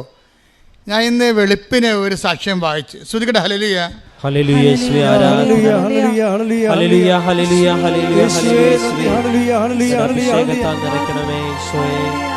കൈമാറുവാനായിട്ടുള്ള അഭിഷേകം ഞങ്ങളിൽ നിറയ്ക്കണമേ. യേശുവേ ആരാധന ആരാധന. ആ സാക്ഷ്യത്തിൽ എന്ത് സംഭവിച്ചാൽ, ഒരു ചേച്ചിയാണ്, ഇടുക്കിയിലൊരു ചേച്ചിയാണ്, പേര് ഞാൻ മറന്നുപോയി. അവരുടെ ഇന്നലെ മറ്റേ പറഞ്ഞ സാക്ഷ്യമാണത്. അവരുടെ സാക്ഷ്യത്തിൻ്റെ പ്രത്യേകത, അവർ ഏലത്തോട്ടത്തിൽ നിൽക്കുമ്പോൾ ഒരു മോൾ അവിടെ ഈ സാക്ഷ്യം ഇങ്ങനെ മൊബൈലിൽ തുറന്നു വെച്ചുകൊണ്ട് വരും. അവളുടെ സ്ഥിരം പരിപാടിയാണ് സാക്ഷ്യം കേട്ടുകൊണ്ട് നടക്കുക. ഈ മനുഷ്യന്മാരൊക്കെ മാറിപ്പോയിപ്പോൾ. അവളതിന് ഏലത്തോട്ടത്തിൽ പണി ചെയ്യാൻ വരുമ്പോൾ ഈ സാക്ഷ്യം ഓപ്പൺ ചെയ്ത് വെക്കും. അപ്പോൾ ഏലത്തോട്ടത്തിൽ പണി ചെയ്യുന്ന ആൾക്കാരൊക്കെ ഇവരോട് ചോദിക്കും, മകളെ ഇത് എവിടെ നിന്നാണ്, ഏത് മാതാവാണ് എന്നൊക്കെ പറയുമ്പോൾ അവൾ പറയും ആലപ്പുഴ മാതാവാണ്. എന്നാൽ അവൾക്കറിയാവുന്ന ഭാഷ പറയും. പക്ഷേ ജനങ്ങളിത് വിശ്വസിക്കും. എന്താ കാര്യം വെച്ച് കഴിഞ്ഞാൽ, ഇവളുടെ ശരീരത്ത് മുഴുവൻ വെള്ളപ്പാണ്ടായിരുന്നു. ഇവളുടെ ശരീരം മുഴുവൻ വെള്ളപ്പാണ്ടായിരുന്നു, വേദനയുള്ള വെള്ളപ്പാണ്ടുകൾ. ഇവളുടെ ജീവിതത്തിൽ പെങ്കൊച്ചല്ലേ, അപ്പം അവളുടെ ജീവിതത്തിൽ ഏറ്റവും ഒരു മരണകരമായ വേദന അനുഭവിക്കുന്ന വിഷയമാണിത്. ഇവൾ ഇങ്ങനെ ഒരു പത്രം കിട്ടി കഴിഞ്ഞപ്പോൾ ഇവിടെ വന്ന് അമ്മയെ നേരിട്ട് കണ്ട്, കാശുണ്ടായിട്ട് വന്നതല്ലേ, അവിടെ നിന്നൊക്കെ വരണമെങ്കിൽ വലിയ പാടാ. അമ്മയെ കണ്ടിട്ട് പറഞ്ഞു, അമ്മേ എൻ്റെ വെള്ളപ്പാണ്ട് മാറ്റണം, വേറെ ഒന്നും എൻ്റെ ജീവിതത്തിൽ കിട്ടിയില്ലേ കുഴപ്പമില്ല, കരിക്ക് മുന്നോട്ട് പോകാൻ പറ്റണില്ല. അപ്പോൾ അവൾ ഉടമ്പടി എടുത്ത് ഉപ്പും ഉടമ്പടി തൈലം കൂടി തേച്ച് ഇവിടെ വെള്ളപ്പാങ്ങണ്ട് സെക്കൻഡുകൾക്ക് മായാൻ തുടങ്ങി. അപ്പോൾ എന്നാ പ്രശ്നം വെച്ച് കഴിഞ്ഞാൽ, ഇത് മറ്റുള്ളവർ കണ്ട്, ഏലത്തോട്ടത്തിൽ പണിയെടുക്കുന്ന വേറെ ആൾക്കാർ ഇത് കണ്ട്, അപ്പോൾ പിന്നെ അവർ സാക്ഷ്യം കേൾക്കാൻ തുടങ്ങി. എങ്ങനെയാണ് ഈ സുവിശേഷം പ്രചരിക്കുന്നത്? അപ്പോൾ ഒരു മകളിലൂടെ, ഇപ്പം നിങ്ങൾ നോക്കിയ എന്നിട്ട് വേറെ ഒരു ചേച്ചി ഇത് കേട്ടിട്ട് പറഞ്ഞ്, അമ്മേ, അപ്പം അവളുടെ വീട്ടിൽ കുറേ പ്രശ്നം. കാര്യം അത് മകൾക്ക് ജർമ്മനി പോകണം, പക്ഷെ അവൾ പഠിച്ചിട്ടും തലയിൽ കയറണില്ല, പോകാനുള്ള പരീക്ഷയ്ക്ക് തോറ്റും പോണ പോലെ അവൾക്ക് ആത്മവിശ്വാസമില്ല. അപ്പോൾ ഈ സാക്ഷ്യം കേട്ടിട്ട് ചേച്ചി പറഞ്ഞ്, ഞാനൊരിക്കൽ അമ്മയെ പോയി കാണും. അപ്പോൾ ആൾക്കാരൊക്കെ ഇപ്പോൾ പറയണത് അമ്മയെ പോയി കാണും എന്നൊക്കെയാണ് പറയണത്. കാര്യം ഇന്ന് വെളുപ്പിന് വേറെ ഒരു സാക്ഷ്യം കേട്ടെ. ശ്രുതികട്ടെ ഹല്ലേലൂയ. ഹല്ലേലൂയ ഹല്ലേലൂയ ഹല്ലേലൂയ യേശുവേ ഹല്ലേലൂയ ഹല്ലേലൂയ ഹല്ലേലൂയ. Praise the Lord. അത് രമ്യ കൃഷ്ണനാണ്. രമ്യ കൃഷ്ണൻ്റെ സാക്ഷ്യം എന്ന് പറയണത്, രമ്യ കൃഷ്ണൻ പ്രഗ്നൻ്റാണ്. പക്ഷെ അവളുടെ മകൾക്ക്, മൂത്ത മകൾ 3.5 വയസ്സുള്ള കുഞ്ഞുണ്ട്, അവൾക്ക് ഹാർട്ടിൻ്റെ അസുഖമായിട്ട് അവളെ ഈ ട്രിവാൻഡ്രത്തേക്ക് കൊണ്ടുപോയി. RCC ക്യാൻസറായിട്ട് RCC കൊണ്ടുപോയി. അപ്പോൾ കുഞ്ഞ് ഒറ്റക്ക് പോയത് കാരണം ഈ ഗർഭിണിയായി ഇവൾക്ക് പോകാൻ പറ്റണില്ല. ഒന്ന് നോക്കിയാൽ ഓരോ മനുഷ്യന്മാർ വിഷമിക്കണ വിഷമം കണ്ടില്ലേ. അവൾ ഗർഭിണിയായത് കാരണം 4-5 മാസം പറ്റിയാണ്. അവിടെ ഈ സങ്കടപ്പെട്ട് കുഞ്ഞിൻ്റെ കൂടെ പോകാൻ പറ്റാത്തതുകൊണ്ട് അവൾക്കാണെങ്കിൽ കുഞ്ഞിനാണെങ്കിൽ ഗുരുതരമായ അസുഖമാണ്. ചിലപ്പോൾ തിരിച്ച് കുഞ്ഞ് വരത്തില്ല. അത് ഈ അമ്മയ്ക്കറിയാം. ചങ്കക്കൊണ്ട വിഷയമാണിത്. അപ്പോൾ ഈ കുഞ്ഞ് പോകണമെന്ന് നോക്കി കണ്ണീരോടെ കൈയും കാണിച്ചോടെ നിൽക്കുകയാണ്. അപ്പോൾ അവൾ പോയി അവിടെ അഡ്മിറ്റായി. അവൾ ഐസിയിലാക്കി. ഒരു ദിവസം അവളുടെ അസുഖം പെരുത്ത്. പിന്നെ ഗർഭം ആയിട്ട് ഇരുന്നിട്ട് കാര്യമില്ലല്ല, കുഞ്ഞിനെ കാണേണ്ടതെന്ന് പറഞ്ഞുകൊണ്ട് അവളെ പെടച്ചെല്ലി എറണാകുളത്ത് നിന്നിട്ട് അവൾ ഇതിലേ പോയപ്പോൾ ഇവിടെ ഇറങ്ങിയിട്ട് നേരെ വന്ന് അമ്മയെ കണ്ട്. എന്നിട്ട് പൊട്ടിക്കരഞ്ഞ്, എൻ്റെ കുഞ്ഞിൻ്റെ അടുത്ത് ഞാൻ പോവുകയാണ്, ഞാൻ പോയിട്ട് എന്ത് കാര്യം, നീ വരാതെ നീയും കൂടി വരണേന്ന് പറഞ്ഞുകൊണ്ട് പോയി. എൻ്റെ ദൈവമേ, ആ സാക്ഷ്യം നിങ്ങൾ കേൾക്കണം. പിന്നെ അമ്മ ഇവളുടെ കൂടെ പോകും. ആ കുഞ്ഞിനെ വീണ്ടെടുക്കേണ്ട സംഭവമുണ്ട്. ശ്രുതികട്ടെ ഹല്ലേലൂയ. അതായത് എന്താ വെച്ചാൽ ഇപ്പം ആൾക്കാരൊക്കെ സംസാരിക്കണത് നേരിട്ട് സംസാരിക്കുക, നമ്മൾ ഈ മനുഷ്യന്മാരെ പോലെ നമ്മളുടെ കൂടെ വരിക, ഇതൊക്കെ ഇപ്പോഴാണ് ആൾക്കാർക്ക് മനസ്സിലാകണത്. എത്രയോ പ്രാവശ്യം കർത്താവ് പറഞ്ഞു ഞാൻ നിങ്ങളുടെ കൂടെ വരുമെന്നൊക്കെ. എന്നിട്ട് ഈ മനുഷ്യന്മാരാരും വിശ്വസിച്ചില്ല. ദൈവത്തിന് നമ്മുടെ കൂടെ വന്ന് നമ്മളെ സന്ധിക്കാനുള്ള കൊതിയാണ് അമ്മരൂപമായിട്ട് മാറണത്. അതാണ് അമ്മ പറയണത്, ഈശോ പറയണത് ഇതാ നിൻ്റെ അമ്മയെന്ന്. ഈശോ തന്നെയാണ് അമ്മയിലൂടെ പ്രവർത്തിക്കുന്നത്. ശ്രുതികട്ടെ ഹല്ലേലൂയ.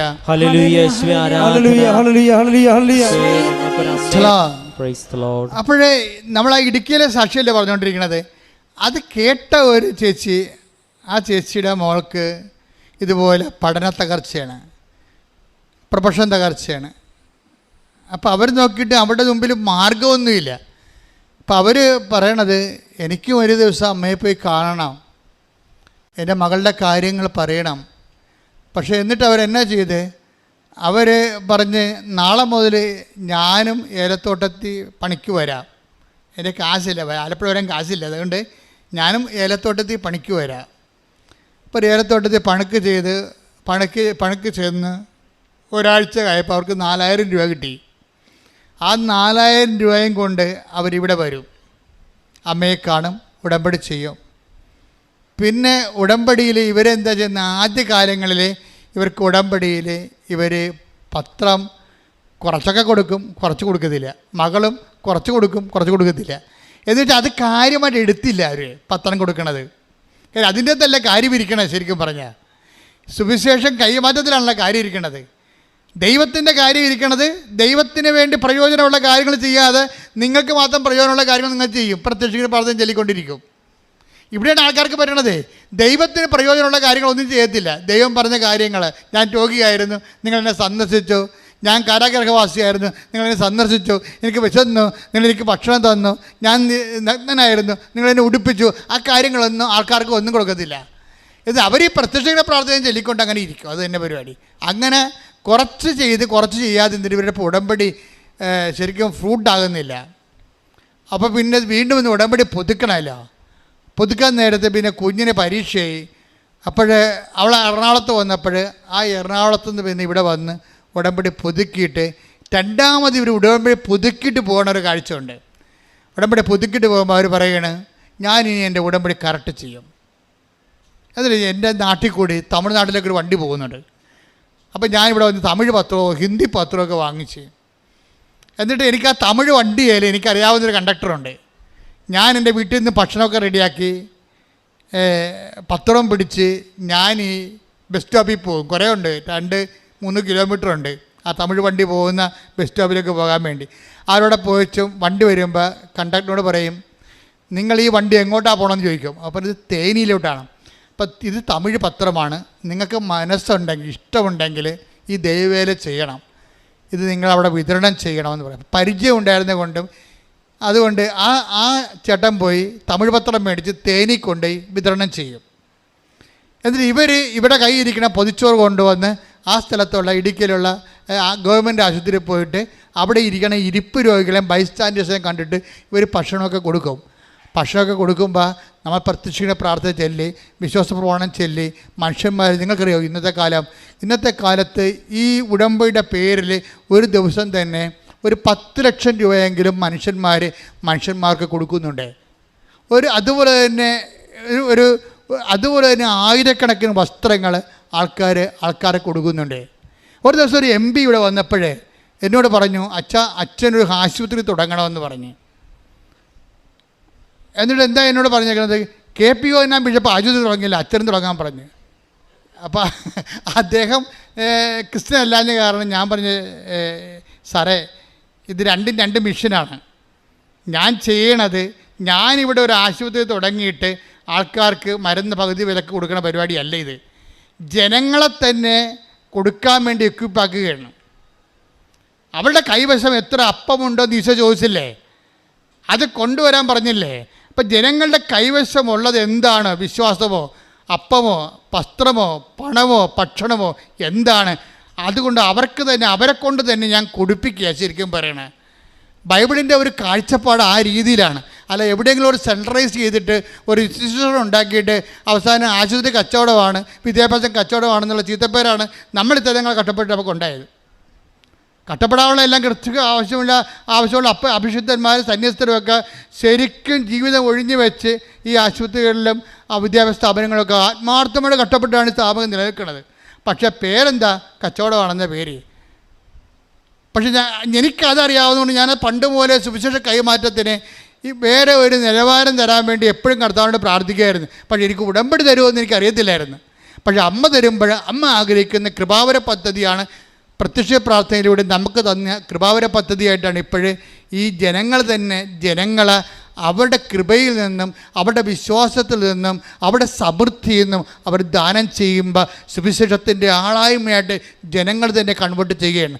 പ്രാർത്ഥിക്കുക, കർത്താവേ ലോകം മുഴുവൻ വ്യാപിച്ച് പുളിമാവ് പോലെ പരക്കുന്ന സുവിശേഷ പ്രയോഗ പ്രവർത്തന മുന്നേറ്റത്തിലെ എന്നെയും കരുവാക്കിയതിലെ എന്നെയും ഉപകരണമാക്കിയതിലെ ഞാൻ എനിക്ക് നന്ദി പറയുന്നു. എന്നെ ഈ കൃപയിലെ അങ്ങ് നിലനിർത്തണമേ.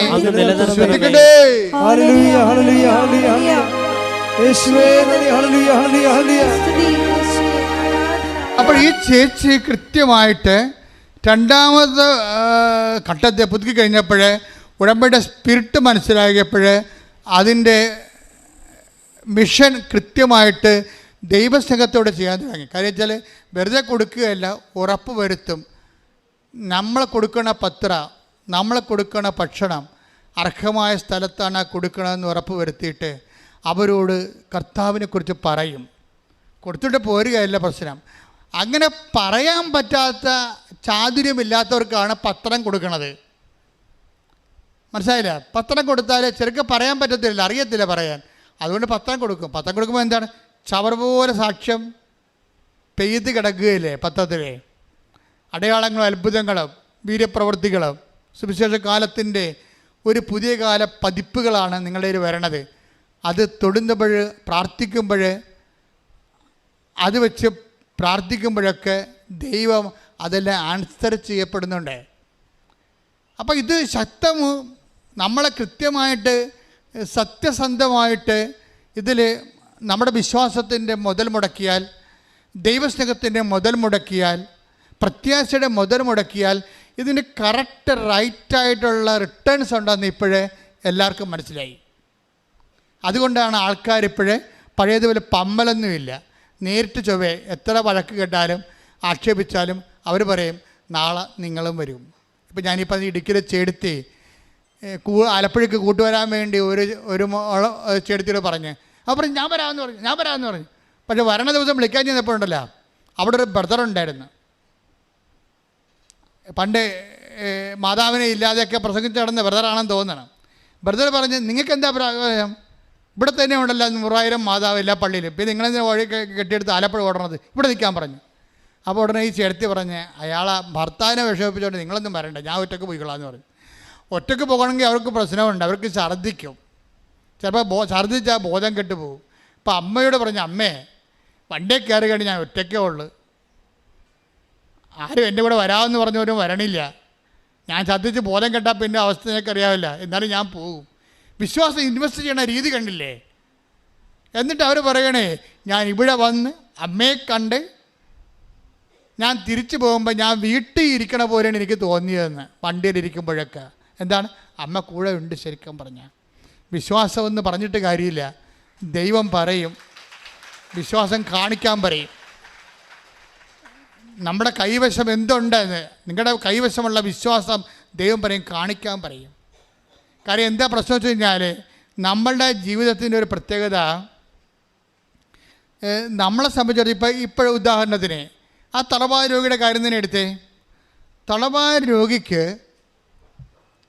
അയാൾ ഒരു പ്രത്യാശമില്ലാത്ത ഒരു സാഹചര്യത്തിൽ തളർന്ന കോശങ്ങൾ മരിച്ച, ഞരമ്പ് തളർന്ന ഒരു മാംസപിണ്ഡമായിട്ട് ഈച്ചയും പിടിച്ച് കിടക്കുന്ന ആളാണ്. ഈ ആളിനോടും ഈശോ ചോദിക്കുകയാണ്, എന്താണ്, നീ ഈച്ച പിടിച്ചാലും കിടക്കുന്ന അവസ്ഥയിലും നിൻ്റെ മാംസപിണ്ഡം തളർന്നാലും ഞരമ്പിന് തളർച്ച വന്നാലും നിനക്ക് ഈശോയ്ക്ക് നീ പ്രിയപ്പെട്ടവനാണ്. അത് ഈ ഒറ്റ കാര്യം കൊണ്ട് മനസ്സിലാകും. ആർക്കും നിന്നെ സുഖപ്പെടുത്തിയിട്ട് ഒരു കാര്യവുമില്ല ഈ ലോകത്ത്. ആർക്കും നിന്നെ സുഖപ്പെടുത്താൻ ഒരു ആഗ്രഹവുമില്ല. പക്ഷെ എനിക്ക് ആഗ്രഹമുണ്ട് നീ സുഖപ്പെടണമെന്ന്. പക്ഷെ നിനക്ക് ആഗ്രഹം ഉണ്ടാകണം, നീ സുഖം പ്രാപിക്കാൻ ആഗ്രഹമുണ്ടോ എന്ന് കർത്താവ് ചോദിക്കും. അപ്പം പറയും, എനിക്ക് നീ പറഞ്ഞതുപോലെ ആരുമില്ല എന്ന് പറയും. അപ്പോൾ ഈശോ പറയും, എഴുന്നേറ്റ് നടക്കാൻ പറയും. എഴുന്നേറ്റ് നടക്കാൻ പറയണല്ല പ്രശ്നം, തളർന്ന ആൾ കട്ടിലും കൊണ്ട് എഴുന്നേക്കണ കാഴ്ച നമ്മൾ കാണുന്നത്. തളർന്ന ആൾ കട്ടിലും കൊണ്ട്, കാര്യം വെച്ചാൽ ഇവൻ്റെ ആഗ്രഹം, ഈശോയിലുള്ള വിശ്വാസമാണ് ഇവന് കട്ടിൽ 38 വർഷമായിട്ട് തളർന്ന് കിടക്കുന്നവനെ കട്ടിൽ പൊക്കിക്കുന്ന കർത്താവ്. അത് വിശ്വാസത്തിൻ്റെ ഒരു വലിയ സുവിശേഷമാണ്. എന്ന് വെച്ചാൽ നിൻ്റെ വിശ്വാസം വളർത്തു. ആരെല്ലാം വിശ്വാസം അവിഞ്ഞു പോയാലും നീ അത് മൈൻഡ് ചെയ്യരുത്. ഈ മനുഷ്യൻ്റെ ഭാര്യയും മക്കളൊക്കെ ഉള്ള ആളാണ്. കുറച്ച് നാളൊക്കെ നിന്ന് ബൈസ്റ്റാൻഡേഴ്സൊക്കെ വണ്ടി വിട്ട് പോയി. ഇപ്പോൾ ഒരു ബൈസ്റ്റാൻഡറും ഇല്ല, ബൈസ്റ്റാൻഡറൊന്നും ഇല്ല. അയാൾ കറക്റ്റ് കാര്യം പറയും, എനിക്കാരുമില്ലെന്ന് പറയും. അപ്പോൾ കർത്താവ് പറയും, ഞാൻ നിനക്കുണ്ടെന്ന് പറയും.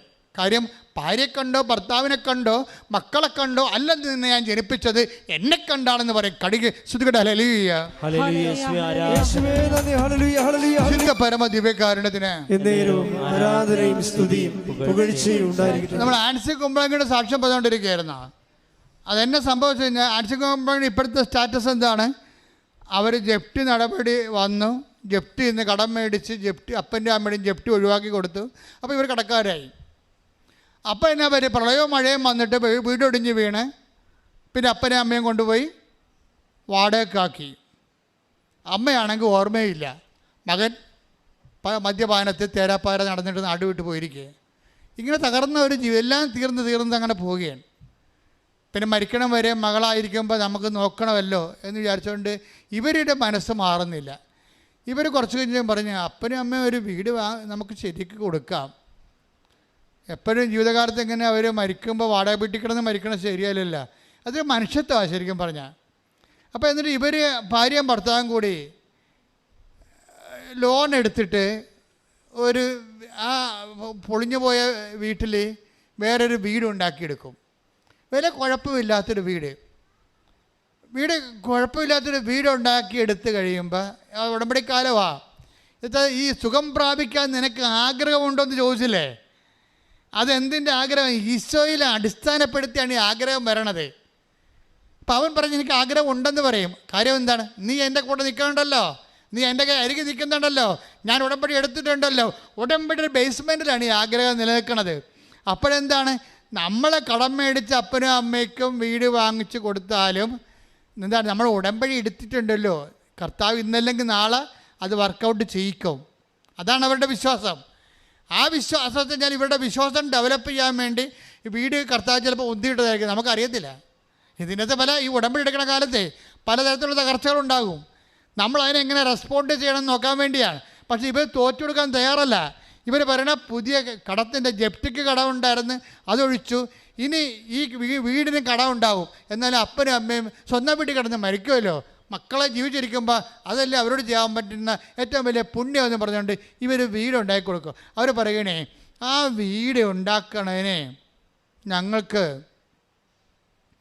എങ്ങനെയാണ് അത് ഉണ്ടായതെന്ന് പോലും അറിയാൻ പാലാത്ത രീതിയിൽ ഒരു തടസ്സവുമില്ലാതെ പെട്ടെന്ന് ആ വീട് റെഡിയായത്. ഒരു 6 മാസത്തിനുള്ളിൽ വീട് റെഡിയായി. അത് ഈ മരിയൻ എന്ന് പറയുന്ന ഒരു സ്ത്രീയിലുണ്ട്. അമ്മ ആ വിഷയത്തിൽ കൊണ്ടുപോയി നമുക്കറിയാൻ പറ്റും. ഈ മുല്ലപ്പൂവൊക്കെ വരുമ്പോൾ നമ്മൾ ശ്രദ്ധിക്കണം. അവർ പറയുന്നുണ്ട് ഇടയ്ക്ക്, ഞാൻ ആ വീട്ടിൽ ചെല്ലുമ്പോഴേ അച്ഛാ എല്ലായിടത്തും മുല്ലപ്പൂവിൻ്റെ മണമാണ്. അപ്പം ഞാനവർക്ക് എനിക്ക് മാത്രമേ ഉള്ളെന്ന്. അപ്പോഴുണ്ട് എല്ലാ ദിവസവും അവിടെ മുല്ലപ്പൂവിൻ്റെ മണം, മുല്ലപ്പൂവിൻ്റെ മണമുള്ള വീട്. ഇന്ന് ആ സാക്ഷി അപ്പ് ചെയ്യുന്നുണ്ട്, നിങ്ങൾ നോക്കണം കേട്ടോ. ഒരു കുടുംബം എങ്ങനെ രക്ഷപ്പെട്ട് വരണമെന്ന്, അമ്മ എങ്ങനെ രക്ഷപ്പെടുത്തുമെന്ന് അറിയാൻ പറ്റും. എന്ന് വെച്ച് കഴിഞ്ഞാൽ മരിയൻ സീൽ എന്ന് പറഞ്ഞാൽ ഇവിടെ ഈ കുടുംബത്തിന് എന്താ സംഭവിച്ചത്? ആദ്യം ജപ്തിയായി, അത് തകർത്തുകൊണ്ട് അതിനെ വിശ്വാസം അതിജീവിച്ചുകൊണ്ട് ജപ്തി നടപടി മാറ്റിക്കൊടുത്തു. പിന്നെ അത് അപ്പനും അമ്മയും വാടകയ്ക്കായി. പിന്നെ ആ വീട് ഇടിഞ്ഞ് വീണ് അങ്ങനെ അപ്പനും അമ്മയും വാടകയ്ക്കായി. അപ്പോഴും വിശ്വാസം കളയാതെ ഇവർ നിന്നിട്ട് അതിനെ അതിജീവിക്കും. പിന്നെ എന്താണ്? പിന്നെ ഇതെല്ലാം കാശുരവും ആ കട്ടളപ്പടിയിലും എല്ലാം കൃപാസനം കാശുരവും വെച്ചാണ് ഇവർ ചെയ്യണതെല്ലാം. എന്ന് വെച്ചാൽ ആ അവസാനം മാതാവിൻ്റെ തന്നെ സാന്നിധ്യത്തിൽ ആ വീട് തീർക്കും. തീർത്ത് കഴിയുമ്പോൾ എന്നാ പറ്റുമെന്നറിയാവോ? ആങ്ങളെ തിരിച്ചു വരും. അവനൊരു ജീവിതമായല്ലോ എന്നൊക്കെ വിചാരിക്കുമ്പോൾ അവൻ കുടി നിർത്തും. കുടിയായിരുന്നല്ല പ്രശ്നം മുഴുവനും. നമ്മൾ സത്യസന്ധമായിട്ട് ഇൻവെസ്റ്റ് ചെയ്തതെന്ന് ദൈവത്തിന് തോന്നിയാൽ നിൻ്റെ കഷ്ടപ്പാടുകളെ മാറ്റാൻ കർത്താവിന് 1 സെക്കൻഡ് മതി. കാര്യം എന്താ? നിങ്ങൾ വചനം വിട്ടു പോകത്തില്ല, വചനം നിലനിൽക്കുകയാണ്. ആൻസിയിലും ഭർത്താവിലും വചനം, എൻ്റെ വചനം നിങ്ങൾ നിലനിൽക്കുന്നുണ്ടെങ്കിൽ നിങ്ങൾക്ക് ഇഷ്ടമുള്ള ചോദിക്കാം. അങ്ങനെ മദ്യപാനമോ അതുപോലെ തന്നെ വീട് വെക്കുന്ന കാര്യമോ എന്തായാലും നിങ്ങൾ ഇഷ്ടമുള്ള ചോദിക്കാം, നിങ്ങൾക്കത് ലഭിക്കുമെന്ന് പറഞ്ഞ കർത്താവിൻ്റെ വചനം നിറവേറ്റിക്കൊണ്ട് ആങ്ങളെ തിരിച്ചു വരും. മദ്യപാനം മാറിയല്ലേ രസം. ആ പുതിയ വീട്ടിലോട്ട് വന്നപ്പോൾ അമ്മയുടെ ഭ്രാന്തും മാറി. അപ്പം അമ്മയുടെ ഒരു ഭ്രാന്ത് മാറി, ഓർമ്മക്കുറവ് മാറി കഴിഞ്ഞപ്പോൾ അമ്മ സന്തോഷമായി, അപ്പൻ സന്തോഷമായി, ആങ്ങൾക്ക് സന്തോഷമായി. അവിടെ കുടുംബജീവിതം തിരിച്ചു പിടിച്ചു കഴിഞ്ഞപ്പോൾ അവർക്ക് എല്ലാം സന്തോഷമായപ്പോൾ അമ്മയ്ക്ക് ഒറ്റ ദുഃഖമേ ഉള്ളൂ. എന്താണ്? എൻ്റെ മകൾ എന്നെ പ്രതി ലോകത്തിലെ ഏറ്റവും വലിയ കടക്കാരി ആയല്ല എന്നുള്ള ദുഃഖമാണ്. അപ്പോൾ അതെന്ത് ചെയ്യും? എടി മോളെ, നീ കടക്കാരി ആയല്ലടി ഞങ്ങളെ രക്ഷിച്ചപ്പോൾ. അത് അമ്മ നോക്കിക്കൊള്ളൂ എന്ന് ആൻസി പറയും. അമ്മ നോക്കി. പിറ്റേ ദിവസം അവർക്ക് ഗവൺമെൻറ് ജോലി. ഈ ഗവൺമെൻറ് ജോലിയൊക്കെ നേരത്തെ കൊടുക്കാൻ വേണ്ടി കൊടുക്കത്തില്ല. നമ്മളോട് പറയും നിങ്ങൾ ആദ്യം വിശ്വാസം ഇൻവെസ്റ്റ് ചെയ്യാൻ പറയും. ആൻസി അതിനകത്ത് ജയിച്ചു. ദൈവത്തിന് ഗവൺമെൻറ് ജോലിയൊക്കെ അവർക്ക് നേരത്തെ കൊടുക്കാൻ വരുന്നത്. നിങ്ങൾക്ക് പലർക്കും സംഭവം തരാതിരിക്കണതിൻ്റെ കാരണം എന്താ അറിയാമോ? നിങ്ങളത് ഉടമ്പടിയോടെ ഇൻവെസ്റ്റ് ചെയ്യണത് പോലെ എൻ്റെ വചനം നിങ്ങൾ നിലനിൽക്കുന്നുണ്ടെങ്കിൽ പല ആൾക്കാരിലും വചനം നിലനിൽക്കണില്ല. കാര്യം അവർക്ക് ദൈവമല്ല പ്രധാനപ്പെട്ടത്, അവർക്ക് ജോലിയാണ്, വീടാണ്, വിവാഹമാണ്, വിദേശമാണ്. Take the word. യേശുവേ നന്ദി. ഹല്ലേലൂയ ഹല്ലേലൂയ. എന്നാൽ ലൗകിക വ്യഗ്രതയും ധനത്തിന്റെ ആകർഷണവും മറ്റു വസ്തുക്കൾക്ക് വേണ്ടിയുള്ള ആഗ്രഹവും അവരിൽ കടന്നുകൂടി വചനത്തെ ഞെരുക്കുകയും അത് ഫലശൂന്യമാവുകയും ചെയ്യുന്നു. ഇതിന്റെ പ്രശ്നം എന്താണെന്ന് വെച്ച് കഴിഞ്ഞാല് എന്തുകൊണ്ട് ഉടമ്പടി ഫലശൂന്യമാകുന്നോ? അതാണ് പ്രശ്നം. അവൻ പറയണ പോലെ ചെയ്യുന്നതല്ല ഉടമ്പടി. യോഹന്നാൻ 2:5 പറഞ്ഞ എന്താണ്? അവൻ പറയണ പോലെ ചെയ്യുക, അവൻ പറഞ്ഞതുപോലെ ചെയ്തോളാമെന്നും അത് അവന് മധ്യസ്ഥത്തിൽ കർത്താവിനോട് പറയണതാണ് ഉടമ്പടി. ആ ഉടമ്പടിയിൽ എങ്ങനെയാണ് നിലനിൽക്കണത്? ആ ഉടമ്പടിയിൽ നമ്മൾ നിലനിൽക്കണമെങ്കിൽ എന്ത് ചെയ്യണം? എൻ്റെ വചനം നിങ്ങൾ നിലനിൽക്കുക. ഇപ്പോൾ ആൻസിയുടെ ജീവിതത്തിൽ വചനം നിലനിൽക്കുകയാണ്. കഷ്ടം നഷ്ടം സഹിച്ചുകൊണ്ട് കർത്താവിൻ്റെ വചനം നിറവേറ്റിക്കൊണ്ട് അവൾ ഉടമ്പടിയിൽ അങ്ങോട്ട് പുരോഗമിക്കണ കാണാം. ആ കാഴ്ച കാണാം. അതുപോലെ വിശ്വസിച്ചുകൊണ്ട് കഷ്ടം വന്നാലും നഷ്ടം വന്നാലും ദൈവത്തിൽ വിശ്വസിച്ചുകൊണ്ട് വചനം നിറവേറ്റിക്കൊണ്ട് മുന്നോട്ട് പോകുമ്പോൾ അതാണ് നിലനിൽപ്പെന്ന് പറയണത്. വചനം ഉടമ്പടിയിലുള്ള നിലനിൽപ്പെന്ന് പറയണത്. ഈ ഉടമ്പടി നിലനിന്ന് കഴിഞ്ഞാൽ എന്ത് പറ്റും അറിയാവോ? യോഹന്നാൻ 15:4. യോഹന്നാൻ 15:4 നിങ്ങൾ എന്നിൽ വസിക്കുവിൻ. Praise the Lord. നിങ്ങൾ പറഞ്ഞേ, നിങ്ങൾ എന്നിൽ വസിക്കുവിൻ. ഞാൻ നിങ്ങളിലും വസിക്കും. ഞാൻ നിങ്ങളിലും വസിക്കും. മുന്തിരിച്ചെടിയിൽ നിൽക്കാതെ ശാഖയ്ക്ക് സ്വയമേവ ഫലം പുറപ്പെടുവിക്കുവാൻ സാധിക്കാത്തതുപോലെ എന്നിൽ വസിക്കുന്നില്ലെങ്കിൽ നിങ്ങൾക്കും സാധിക്കുകയില്ല. 15 വായിച്ചേ, ശ്രദ്ധിക്കട്ടെ. ഹല്ലേലൂയ, ഹല്ലേലൂയ, ഹല്ലേലൂയ, ഹല്ലേലൂയ, ഹല്ലേലൂയ. ഞാൻ മുന്തിരിച്ചെടിയും നിങ്ങൾ ശാഖകളുമാണ്. ആരെന്നിലും ഞാൻ അവനിലും വസിക്കുന്നുവോ അവനേറെ ഫലം പുറപ്പെടുവിക്കും. എന്നെ കൂടാതെ നിങ്ങൾക്കൊന്നും ചെയ്യാൻ കഴിയുകയില്ല. ശ്രദ്ധിക്കട്ടെ. ഹല്ലേലൂയ, ഹല്ലേലൂയ, ഹല്ലേലൂയ, ഹല്ലേലൂയ, ഹല്ലേലൂയ. യേശുവേ നന്ദി. ഹല്ലേലൂയ, ഹല്ലേലൂയ, ഹല്ലേലൂയ, ഹല്ലേലൂയ, ഹല്ലേലൂയ, ഹല്ലേലൂയ. എൻ്റെ മക്കളെ, ഇത് വളരെ ശ്രദ്ധിച്ച് കേൾക്കേണ്ട കാര്യമാണ്. ഇപ്പം നമ്മൾ എടുത്തുകൊണ്ടിരിക്കുന്ന വചനം യോഹന്നാൻ 15:4 എന്താണ്? നിങ്ങൾ എന്നിൽ വസിക്കുവിൻ. പറഞ്ഞേ, നിങ്ങൾ എന്നിൽ വസിക്കുവിൻ. ഞാൻ നിങ്ങളിൽ വസിക്കും. ഞാൻ നിങ്ങളിൽ വസിക്കും. മുന്തിരിച്ചെടിയിൽ നിലനിൽക്കാത്ത ശാഖയ്ക്ക് സ്വയമേവ ഫലം പ്രഭവിക്കാൻ കഴിയാത്തതുപോലെ എന്നിൽ വസിക്കുന്നില്ലെങ്കിൽ നിങ്ങൾക്ക് ഫലം പ്രഭവിക്കുവാൻ കഴിയുകയില്ല. നിങ്ങൾ എന്നിൽ വസിക്കുവിൻ. ഞാൻ നിങ്ങളിലും വസിക്കും. ഇപ്പം നമുക്കറിയാലോ, നമ്മൾ വചനത്തിൽ നിലനിൽക്കാൻ പറഞ്ഞില്ലേ?